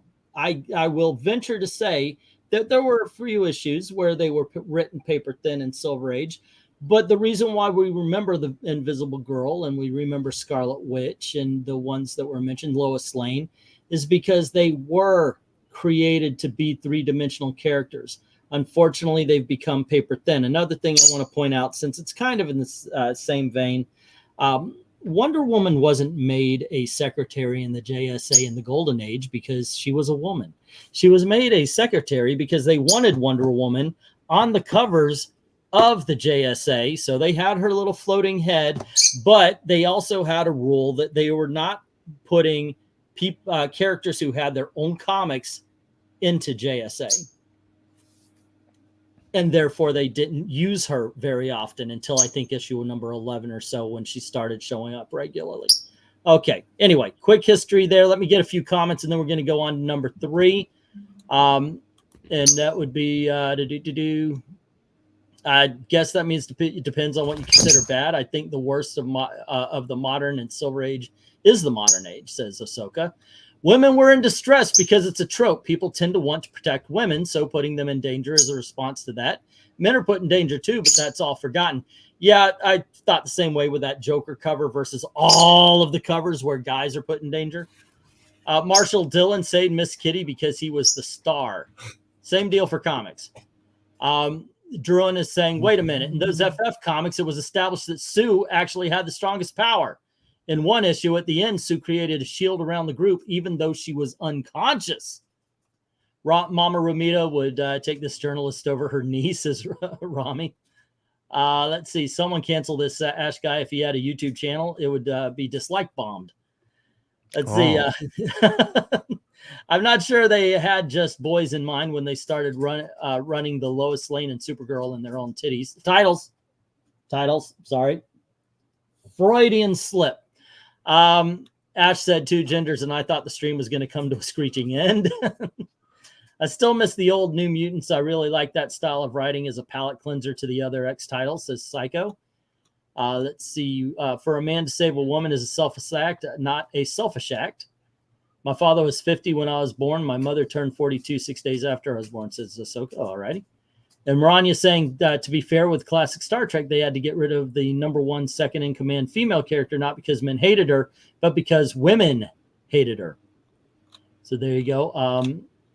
They did what with Pride? Oh, my God, the little Jewish girl that was dealing with being the youngest X-Men. Yeah, she had her own title for a little bit, and in that title, she one-punched. She one-punched a Sentinel. All right, let's get to number 3. Well, speaking of One Punch, there's a new One Punch video game coming out. You can do a trailer review on there on your channel. Yeah, why don't I do that? Get shut down. Nostalgia still ruled the day. The nostalgia cycle is a familiar part of comic book industry. Today's readers get stories controlled by people who want to recreate the comic they read as a child. This isn't something new. The Silver Age kicked off with a recreation of a new Flash, soon followed by new versions of many of the Golden Age greats that came before. Marvel gets a lot of credit for being something new, yet even their stories tapped into nostalgia for Golden Age heroes, especially with the returning characters like Captain America and Namor. While it's foreign nostalgia to a modern reader, it was still a huge part of the Silver Age industry. The perfect example of this is Roy Thomas, a comic fan who got a job at Marvel, or Jim Shooter, who started writing comics at 13. I don't get that last sentence. Wait, so while it's foreign nostalgia to a modern reader, it's still a huge part of Silver Age industry. The perfect example is Roy. Okay, first of all, Roy Thomas did love comics, and he read the Golden Age, and he wanted to incorporate. You see, I guess the modern day version of it would be, what's his name? Did the Flash, Doomsday Clock, starts with a G, I think. Gosh darn it, I hate when my brain does this. Who was that guy? Did the Flash Reborn? Jeff Johns. Jeff Johns. He's big on the same thing. I don't see a problem. I honestly don't see a problem with the nostalgia, especially when you're trying to reignite comics using old characters. So when you, that's the thing with nostalgia. I mean, nostalgia can be used properly, and then it can actually help with sales. But if you relying only on nostalgia and you have no story, it's not going to sell regardless of what you do. Right. But I mean, the fact that this guy's saying that, oh, they relied on nostalgia and for stories, is like, wait, so I mean they actually brought back characters that, you know, their parents might have liked, or their brother, sister. Except it's not relying on nostalgia. No, they're adding Hal more. Jordan is not Alan Scott. No, Barry Allen is not Jay Garrick. They brought the name. Flash is there, but it's a whole new Flash. Green Lantern isn't even the same freaking concept. No. The only nostalgia I could see on there would be Hawkman, because Hawkman is a Golden Age character, but and like I said, like, you know how many years apart these guys are? Alan Scott and Hal Jordan. Like you're saying, like the nostalgia. They were about 17. They were about 15 to 17 years from last JSA. Yeah. Actually, I think maybe even less than that. I would have to look, but I remember doing the math on the what ages should be. So they're saying no, there was about 8 years, or around there. So this person, you should never talk about the actual. Hey, let's go back to when comic books were great and bring in stuff from that era that people liked, and maybe we'll get more sales. And then they're like, dang it, we're getting more sales now people want that. Well, too bad, you're not going to get that. We're going to give you the propaganda crap. Well, you could say maybe bringing in the JSA into the Justice League, having Jay Garrick meet the Flash was built on nostalgia. Okay, I'll give that to you. I think it's flimsy, but I'll give that to you.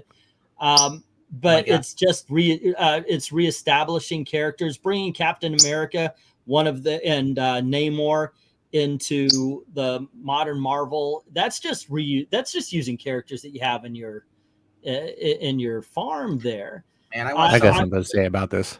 Okay, let me try to tie up this freaking thought that's leaving my head before go for it. Words out. But one thing I will say, and I'll hand it over to Ash for a little bit. Roy Thomas knew how to use the past in order to tell good stories, but he didn't only write that. Roy Thomas is gosh darn everywhere. If Eric were here, he could go off on this seriously. But why is Jim Shooter, this is what Jim Shooter did. Jim Shooter was reading comics. At one point in time, he got bedridden. He was sick. So he was reading a whole bunch of comics, and he noticed Marvel was good. DC's not as good at that point. He was reading Legion of Superheroes. He thought the books were very childish and that he could do better. So he sent some stories in. How is that nostalgia? How is that nostalgia bait? He sent stories in on the Legion of Superheroes, which for all of you who do not know, is the first Silver Age superhero team. Anyway, go on ahead, Ash. You got this. I'm going to open the door for the bird. I'll be right back. Okay. So look, I just want to call shenanigans on the nostalgia thing. Actually, I think it's really short-sighted, and I think it's something that's basically a young guy, whoever's wrote this, looking back at a history that they don't fully understand. I mean, I don't fully understand it, but I've been around comics since the mid '80s, so I feel like I have at least some realm to talk. Nostalgia is a thing that's being done now, right? Nostalgia is something that Marvel and DC seem to be unable to escape because they don't actually have creators. This is why we see things like the Hellfire Gala. Oh, where'd you get that? Oh, we just mined the 80s when X-Men did their big Inferno event. Oh, Inferno. I remember Inferno. That was when I was reading X-Men. Oh, look, we got starting a new Avengers series. What do you call it? Avengers Forever. Oh, you're just ripping off the old Kurt Busiek? And like everything Marvel does now. Look at Spider-Verse. How much? Remember Spider-Verse when that was a thing? Like, it's all they do is nostalgia. What didn't Civil War 2, Planet Hulk 2. They just wrapped up a Crisis on Infinite Earths. Remember that was a thing in the 80s? Like, I don't want to say that's all they're doing, but they're relying on it way more today than they do. Nostalgia is bad when you're using it as like the reason for your book, for your story, whatever. Like, look, come to see all the Easter eggs we put in there. That's bad. I don't think you can point to people like Roy Thomas or Jim Shooter and go, oh, look, all they're doing is just like saying, remember? Because comics were actually different back then. Comics weren't a bunch of old geezers who were like, I've been collecting for 40 years. Comics were on the newsstands, and they were a bunch of kids, for the most part, that were like, oh, check out this cover. Like, you look at this Justice League here, like, oh, these Green Lantern. Like, they didn't know anything about old Golden Age Green Lantern. That was before their time. It wasn't like their dad had comic book boxes saved up. But it's a possibility that would have not been the norm because comic collecting wasn't a thing yet. And so they were having to appeal to new audiences with fresh content. And maybe sometimes they would bring back old heroes, but that's normal in comics. Like, it wasn't like, oh, yeah, I remember 10 years ago when Batman and Superman had an adventure together. Let's do it again. Like, that's not a thing.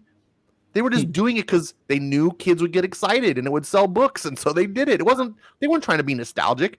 And then the second thing, we'll wrap it up real quick, is this idea that getting people like Roy Thomas and Jim Shooter to write comics because they loved the industry, and by being fans, therefore, were students of the industry, and somehow that's a bad thing, and we shouldn't have that, is so retarded. That's like basically saying Quentin Tarantino should have never made movies, because that's essentially what Quentin Tarantino was, a super, super movie nerd. Yeah, by the way, got up to be able to make an independent movie one time, and then he broke out his career, and now everyone loves Quentin Tarantino. Like, this is a good thing. Jim Shooter and Roy Thomas are legends, and they've contributed so much to the industry because it's something that they actually cared about. Anyways, I'm done. Yeah. By the way, the more you know Quentin Tarantino, or the more you know movies, the more you know Quentin Tarantino just steals stuff. But okay. Well, it'd be like Dan Slott saying, I created the Spider-Verse. No, you didn't. The Fox Kids 90s cartoons for Spider-Man had the Spider-Verse in there with the Doc Ock arms on Spider-Man, one of the variations, which they decided to bring into this week's issue or last week's issue of Spider-Man. Now he's got Doc Ock tentacles. Why? My other concern is the whole entire time you guys are talking, all I see is Batman and Superman holding hands. Okay. Let's see. One Slick is saying this article is known as revisionist history. Nostalgia is good, says Rhaegar. I'm sick of nostalgia being vilified, says Druin. Let's see. Nostalgia, when done right, respects what came before, says Tehillim. Let's see. Do they recycled the original Human Torch into the Vision, says Maranya. And let's see. Let me tie this thought. Okay, I get it. Okay. Let's see. Roy Thomas literally brought Conan to Marvel. You have to be smoking something to trash Thomas, says Almighty Jack. I agree. Roy Thomas Me and Eric were talking about doing a best writers of comics, and we brought up Roy Thomas quite a bit. Let's see, if only kids are reading it. How is their nostalgia? Let's see. Let's see. I wouldn't say DC is relying. Okay, they're talking about something like video game. In Silver Age, they crossed over to introduce the characters to wider audiences. That isn't the case now. It's a Psycho Society. And Glinzer is saying today's writers sound like Vanilla Ice explaining how Ice Baby wasn't a ripoff of Under Pressure. No, because you see, if you listen to Queen, they go dun dun dun dun dun dun dun, and I go dun dun dun dun dun dun dun. See, I go up, they go down, so it's a completely different song. I kid you not. That's what he said. Actually, no, it is completely different because you only had one white guy singing it, and then you had two gay guys singing the other one. Okay, there you go. All righty, so let's go down to number 2. Silver Age characters are boring. Damn it, I have to agree with him. Okay, let's read it. DC science fiction heroes kicked off the Silver Age. Sci-fi was all the rage in the late 50s, early 60s. So comics borrowing this wasn't a shock. That said, sci-fi of the time often revolved around great writing, interesting characters, something comics didn't. Superhero comics were disposable. They weren't meant to be objects of veneration or life-changing narratives. The characters who populated these books were pretty boring. Heroes like Barry Allen, Hal Jordan were one-dimensional leads whose powers were more interesting than their personalities. The same could be said of many Marvel and DC heroes. Readers didn't demand well-written, multifaceted characters during the Silver Age. And for the most part, no one was giving that to them anyway. All right, go on, Venk. Well, Barry Allen was so bad they had to kill him off. That's how boring he was. Okay. Yeah. No, yeah, that's why. And then he came back and he screwed up everything. That's why there's multiple Flashes. he did just turn this into an opportunity to smear Barry Allen.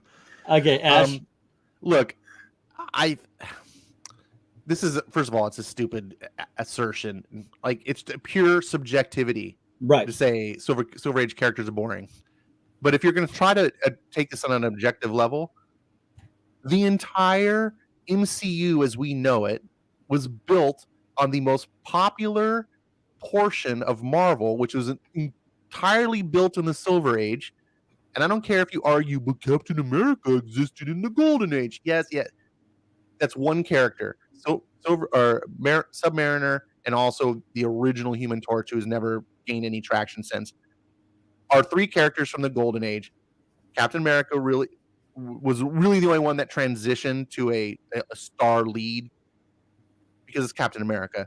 But the Silver Age, Fantastic Four, X-Men, Iron Man, the Avengers, Thor, Hulk, everything you know about Marvel and what transitioned to make the MCU, which is the most successful movie franchise of all time, much less the most successful superhero movie franchise of all time, is all built on those Silver Age characters that are apparently so boring. Like, I'm so glad now that we're in phase 4, so we can get Kamala Khan and we can get what's her name, Ironheart, because those boring Silver Age characters can finally be shelved. That's just absolute nonsense. Yeah, let's put away the white men, using it as a racial slur. And I'm not saying you can't like they've had it for 60 years. That's the whole point of the character changes. Spider-Man, that terrible Silver Age boring character, Spider-Man. Right. Well, I will point out that they are really this list should be why DC Comics sucked, because every time they talk about whatever this guy talks about whatever sucked, he's bringing up DC Comics. I will say this, and maybe this is to the point, really, what Venkman was trying to say. I'm trying to get you to sound smart here, dude. Everybody was good. There wasn't a lot of nuance to the characters, so you really did have everybody doing good deeds, and they were stand-up citizens and so forth. There was a true separation between good and evil in these books. So maybe that's what I'm trying to give a benefit of the doubt on this one. That maybe that's what the writer is trying to say. that He's they're cherry picking. He's cherry picking. Of course, too well, obvious. of course he is. Barry Allen and Hal Jordan were not written that great in that era. I disagree with Hal Jordan. I can say that Barry Allen. Barry wasn't. Up until well, no, but the thing is Barry Allen written awful, but Barry Allen problems.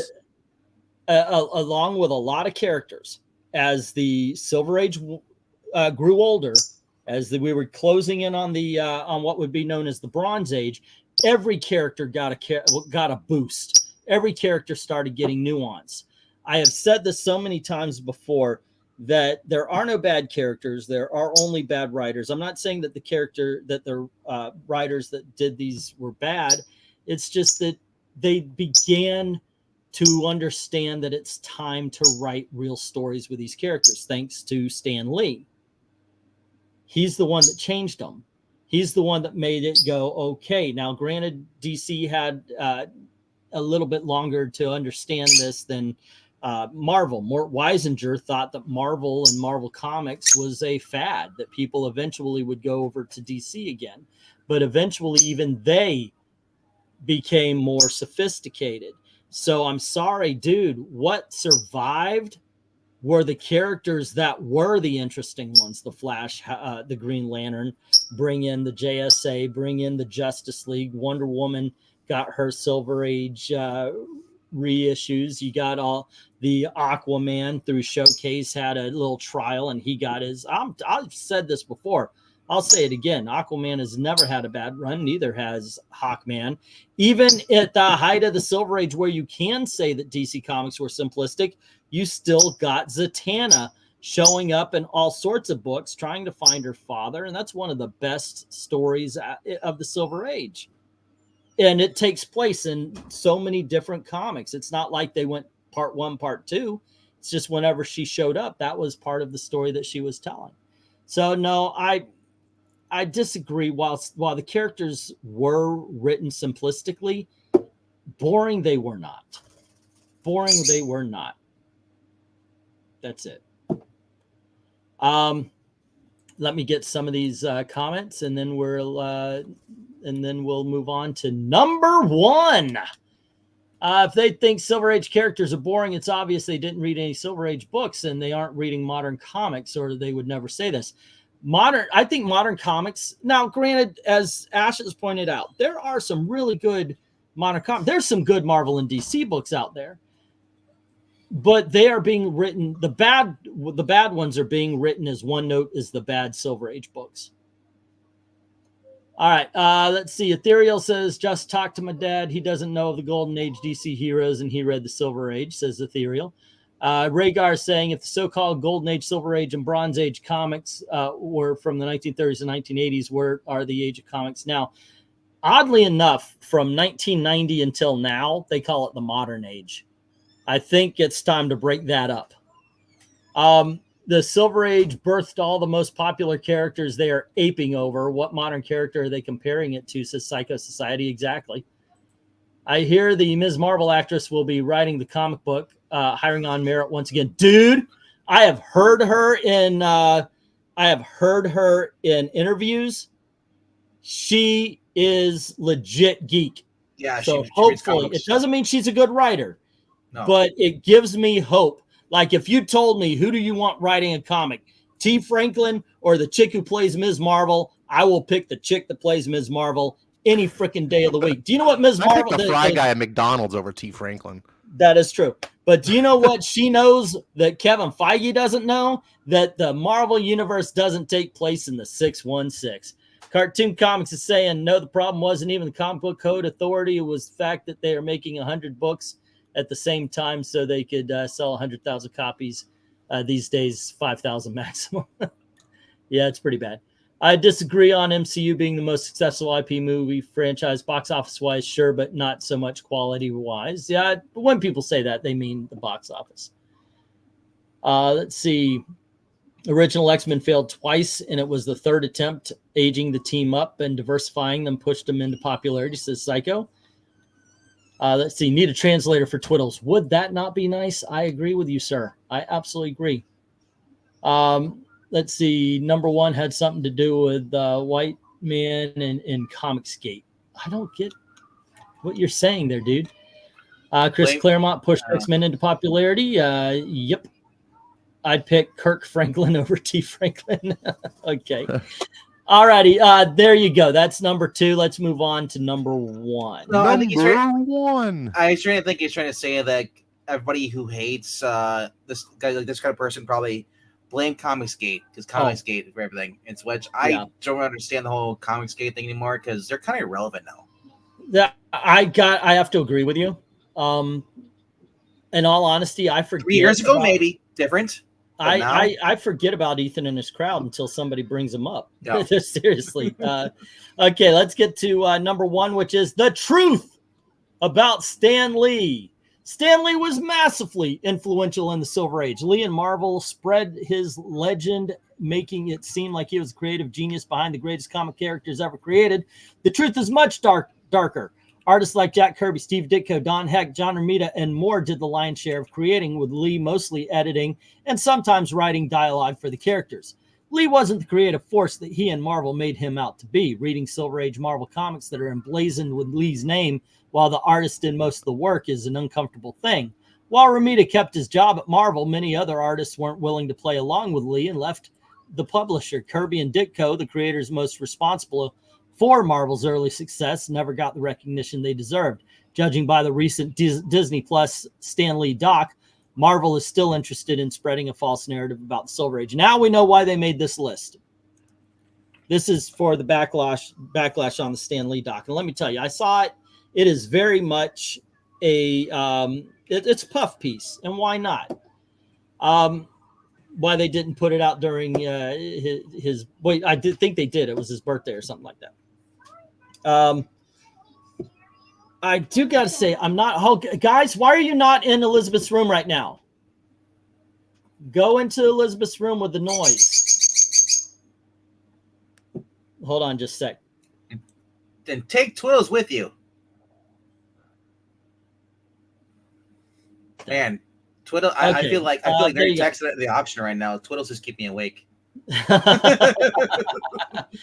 I got to tell you, though, I do agree with some of this. I do agree that Jack Kirby does not get the recognition that Jack Kirby deserves. Not even as there is evidence now that he created a lot more than what was mentioned. We all know he's the sole creator of Silver Surfer. But that Marvel doesn't mention Kirby. I don't think this is a Stan Lee thing. I think this is the Marvel and Disney and such. They made sure that Stan Lee is in every Marvel movie, but did not do the same for Jack Kirby. Now, granted, I'm not talking about putting his face on somebody, but in one movie, in order to get the Stan Lee cameo, there was a picture on the wall. They don't mention Kirby as much as Stan Lee. So I do agree with this to a certain extent. Unfortunately, it seems like the pendulum is swinging way too far to the other side, where Stan Lee is being downplayed to the point where he's done nothing. And we do know he was there for the creation of the characters in the Marvel Universe. And we also know that he is a huckster. He is the funky Flashman. And without him out there loving the books, promoting the books, I don't think Marvel would be the same. We heard his voice every Saturday morning before every cartoon. We heard him out there talking about how great the comics were. Now, granted, Stan Lee, I don't know if a lot of you know, but during the latter part of the Silver Age, dropped out of comics. He stopped being the Marvel editor because he wanted to get Marvel comics onto TV and into movies. But still, people associated Marvel with Stan Lee. Not just the books that Ditko and Kirby and Romita did, anything. He is the face. And that you cannot, I don't think you could overemphasize the importance of Stan Lee to Marvel Comics. What says you, Eric? Okay. Give me a second here. Let's start with Steve Ditko. All right. Very creative, also a self-absorbed prick. He there was no room for compromise in Steve Ditko's world. It was either you agreed with him or he had no use for you. So yeah, there was a bit of a clash between Stan and Steve. As far as Jack Kirby goes, everybody. One of the things that's always fascinated me about the Stan Lee Jack Kirby dynamic as it went forward was it's almost like the camps assigned political parties to the two.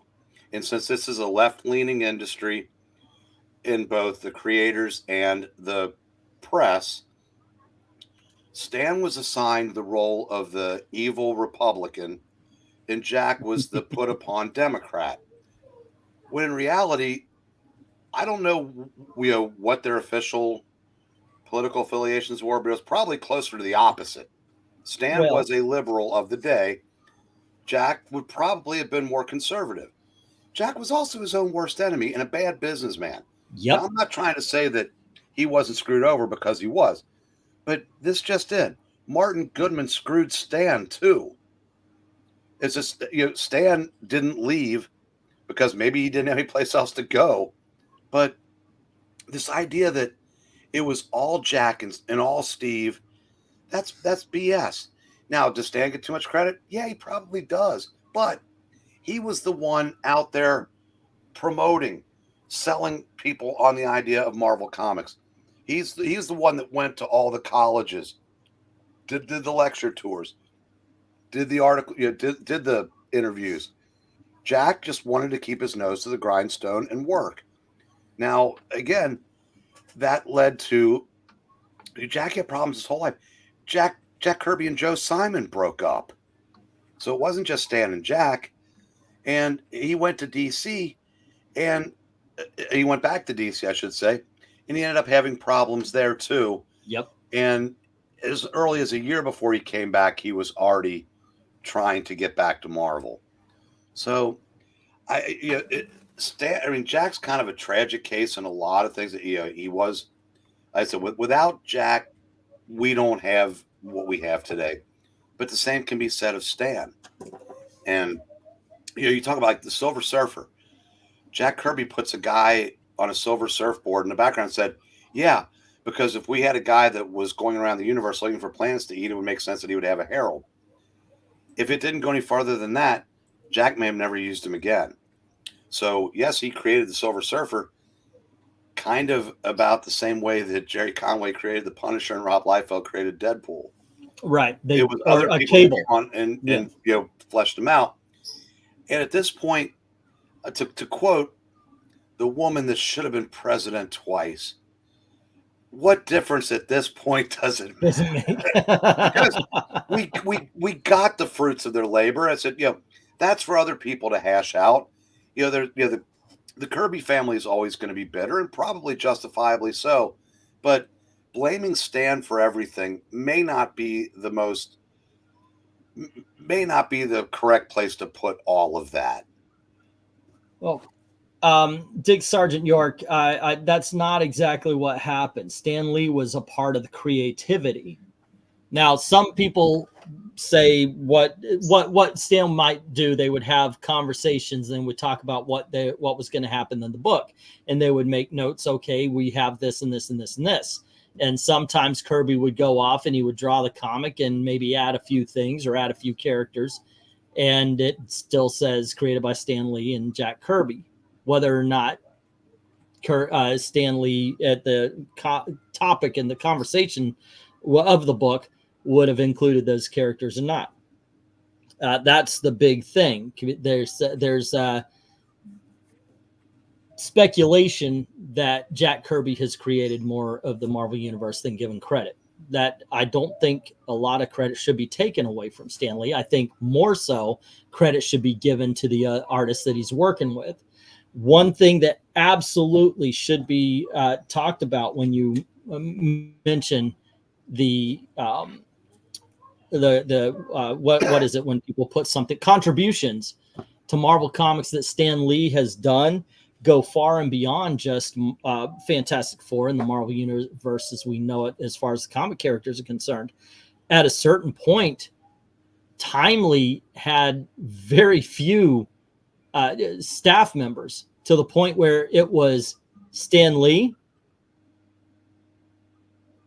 and that's it. So he actually had to call people in. He had to get his brother. He had to get people. Look, we need people to do these things, and he kept the lights on at Marvel through the copycat years. The years where, oh, people are doing Westerns, we're doing Westerns. People are doing war stories, we're doing war stories. You know, he kept the lights on before Marvel was Marvel. So you can't give Stan Lee enough credit sometimes for the creation. It, like individual characters, I get it. There's stuff to be talked about. From what I've heard, I believe that Ditko created more of Spider-Man than Stan Lee. That may be true, but if Steve Ditko had stayed, I'm not sure we have an MCU, because I don't think Spider-Man would have gotten nearly as popular if John Romita hadn't come in. Because remember, I've said this before, Ditko's idea for Spider-Man was to basically preserve him like a fly in ember, never changing, always being aloof, friendless, and in high school. Stan had to talk him into graduating high school and at least getting him into college. And they introduced more characters, but if Steve had stayed, I don't know if it would have ever evolved past everybody hating Peter Parker, because that's the way he liked it. Because maybe that's how he felt about himself. Because Peter Parker was the only one that was right. Everybody else around him, he was like fools that he had to suffer. And I said Romita and Stan were on the same page. That's why I tell everybody, read those first couple of years of Stan and John, and you see all that character development for Peter Parker, and that led to the Juggernaut. That's why Spider-Man is the one Marvel character on the comic book character Mount Rushmore, right next to 3 DC characters. And I don't think we get that with Steve, and certainly not. I think you're right about that, and I also think it shows a flaw of modern day comics where you have what was his name? Goodness gracious, they did the Marvel, and then they made him editor, and then he says, you know what, I don't like Spider-Man being married, so let's Joe Quesada. Thank you, Joe Quesada. He sees that Spider-Man should never change, and everybody after him seems to follow. And unfortunately, like you're right from the beginning, it was still in the Silver Age that Peter Parker graduated from college. Well, it was Bronze Age by the late Bronze Age. Yeah, he graduated.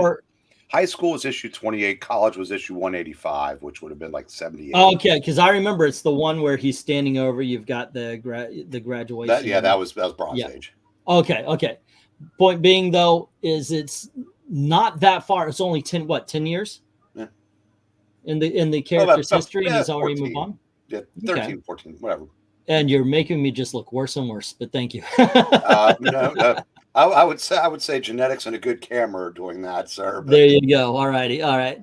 But yeah, when it comes right down to it, yes, I am of the camp that I don't think that Stan Lee should lose any kind of credit for creating the Marvel Universe as much as others should get the credit they deserve. And you know damn well this asshat that wrote this article was dying to add and he was groping his nurses.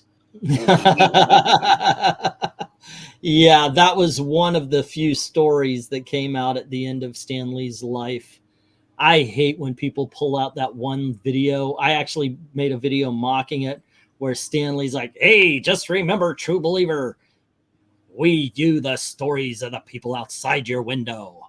You know, trying to tell, basically he was talking to us. That was when OGCG was in full effect, and we got a backlash from Stan Lee because somebody wheeled him in front of a camera and said, chastise him, Uncle Stan. Gosh, it's almost like if you can't go back and find that speech, just find any speech by Art. Never mind. You know where I was going with that. Yep. I always say the world outside the Marvel offices now is in right next to they put their offices right next to a gay bar, and that's it. Okay, so anyway, wasn't that issue 225, Breen? It was issue 4. Yeah, that happens quite a bit. I don't have the memory for it. He does. Go figure. Alzheimer's is setting in early for me. He has a teleprompter. That's what Eric has. There you go. By the way, Maranya is pointing out, you mentioned Kirby having problems at DC. One of the problems Kirby had was that he found out he wasn't a good writer. Maranya is pointing that out right now. That I enjoy a lot of his DC work, like Devil Dinosaur, The Eternals. No, you're not going to correct me on that one. Okay, but no, I actually do enjoy the New Gods and Mr. Miracle and all that kind of stuff. But and they're not bad. They're not bad stories. I mean, I've read them, but if you also when the series, like when Byrne did his New Gods and Simonson did the Orion series, you can see what it's like with writers now. Without Jack creating the characters, there's nothing for them to improve upon.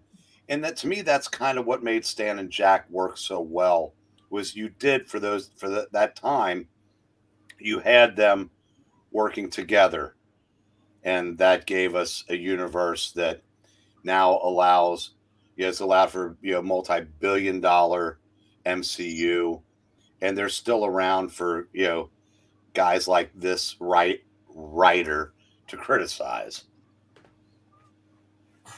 I do also, by the way, like the fact, and you could tell Kirby wasn't the greatest of writers. He goes from DC where he's like, hey, I got this idea. There's these gods. And then he goes over to Marvel and says, hey, I got this great idea. There are these godlike beings. They're it's like the Eternals is the New God's light. So yeah, what you gonna do with that? Anyway, there you go, gang. 10 reasons why you all suck for liking Silver Age comics. I'm paraphrasing there, but that's basically it. What'd you think of the article overall? Do you think it was hard hitting? It obviously went deep into every point. It made me realize that I need to hang up my Bob Haney Teen Titans. But how'd it make you feel? Like no more Justice League in the Silver Age? I don't know. Maybe we should ask the Invisible Man next to me. Okay. Yeah. I mean, what are you going to do with people like this? What do you mean people like this guy obviously misses the mark on frickin' comic books anymore? But there you go. Those are our takes on everything. Thanks a lot to everybody for hanging out with us and in the chat and everything. I think we literally made a 10-minute video for every topic. Seriously. Anyway, what do we got going on there? Oh, Venkman. What do you got going on? Yeah. I'm still here. Oh, I was just doing Eric talking the whole entire time.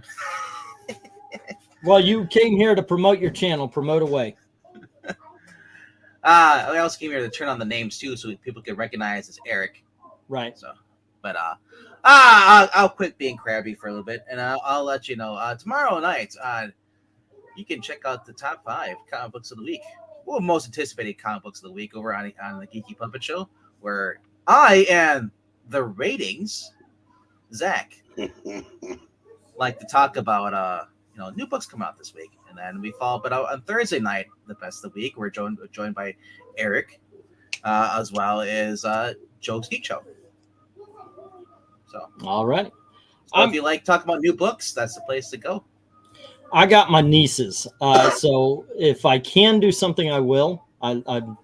I'm digging this top 10 thing. I want to go find another list to tear apart. I know Maranya was talking about, I don't know if she's talking about either a break this week or next week, but she wants to do a recruit session for the Anybody RPG. wants to play the game? Okay. I'm not sure if he's doing it tomorrow or next week. Well, as far as I'm concerned, Tuesday at 10 o'clock, Maranya owns that time slot. She does her, she does the RPG. If you're interested in playing, just get in contact with her when she does her recruitment video. Say, hey, I want to play. and yeah, she'll hook you up there. She's That's 10:30. 10:30 Eastern. Okay, yeah. As far as I'm concerned, that's her time slot. And I'm trying to get my nieces into Disney on Wednesday, so absolutely nothing's going on there. So yeah, but keep an eye out. Thanks for hanging out with us, and as always, thank you very, very much for watching. Have a good night. Good night, kids.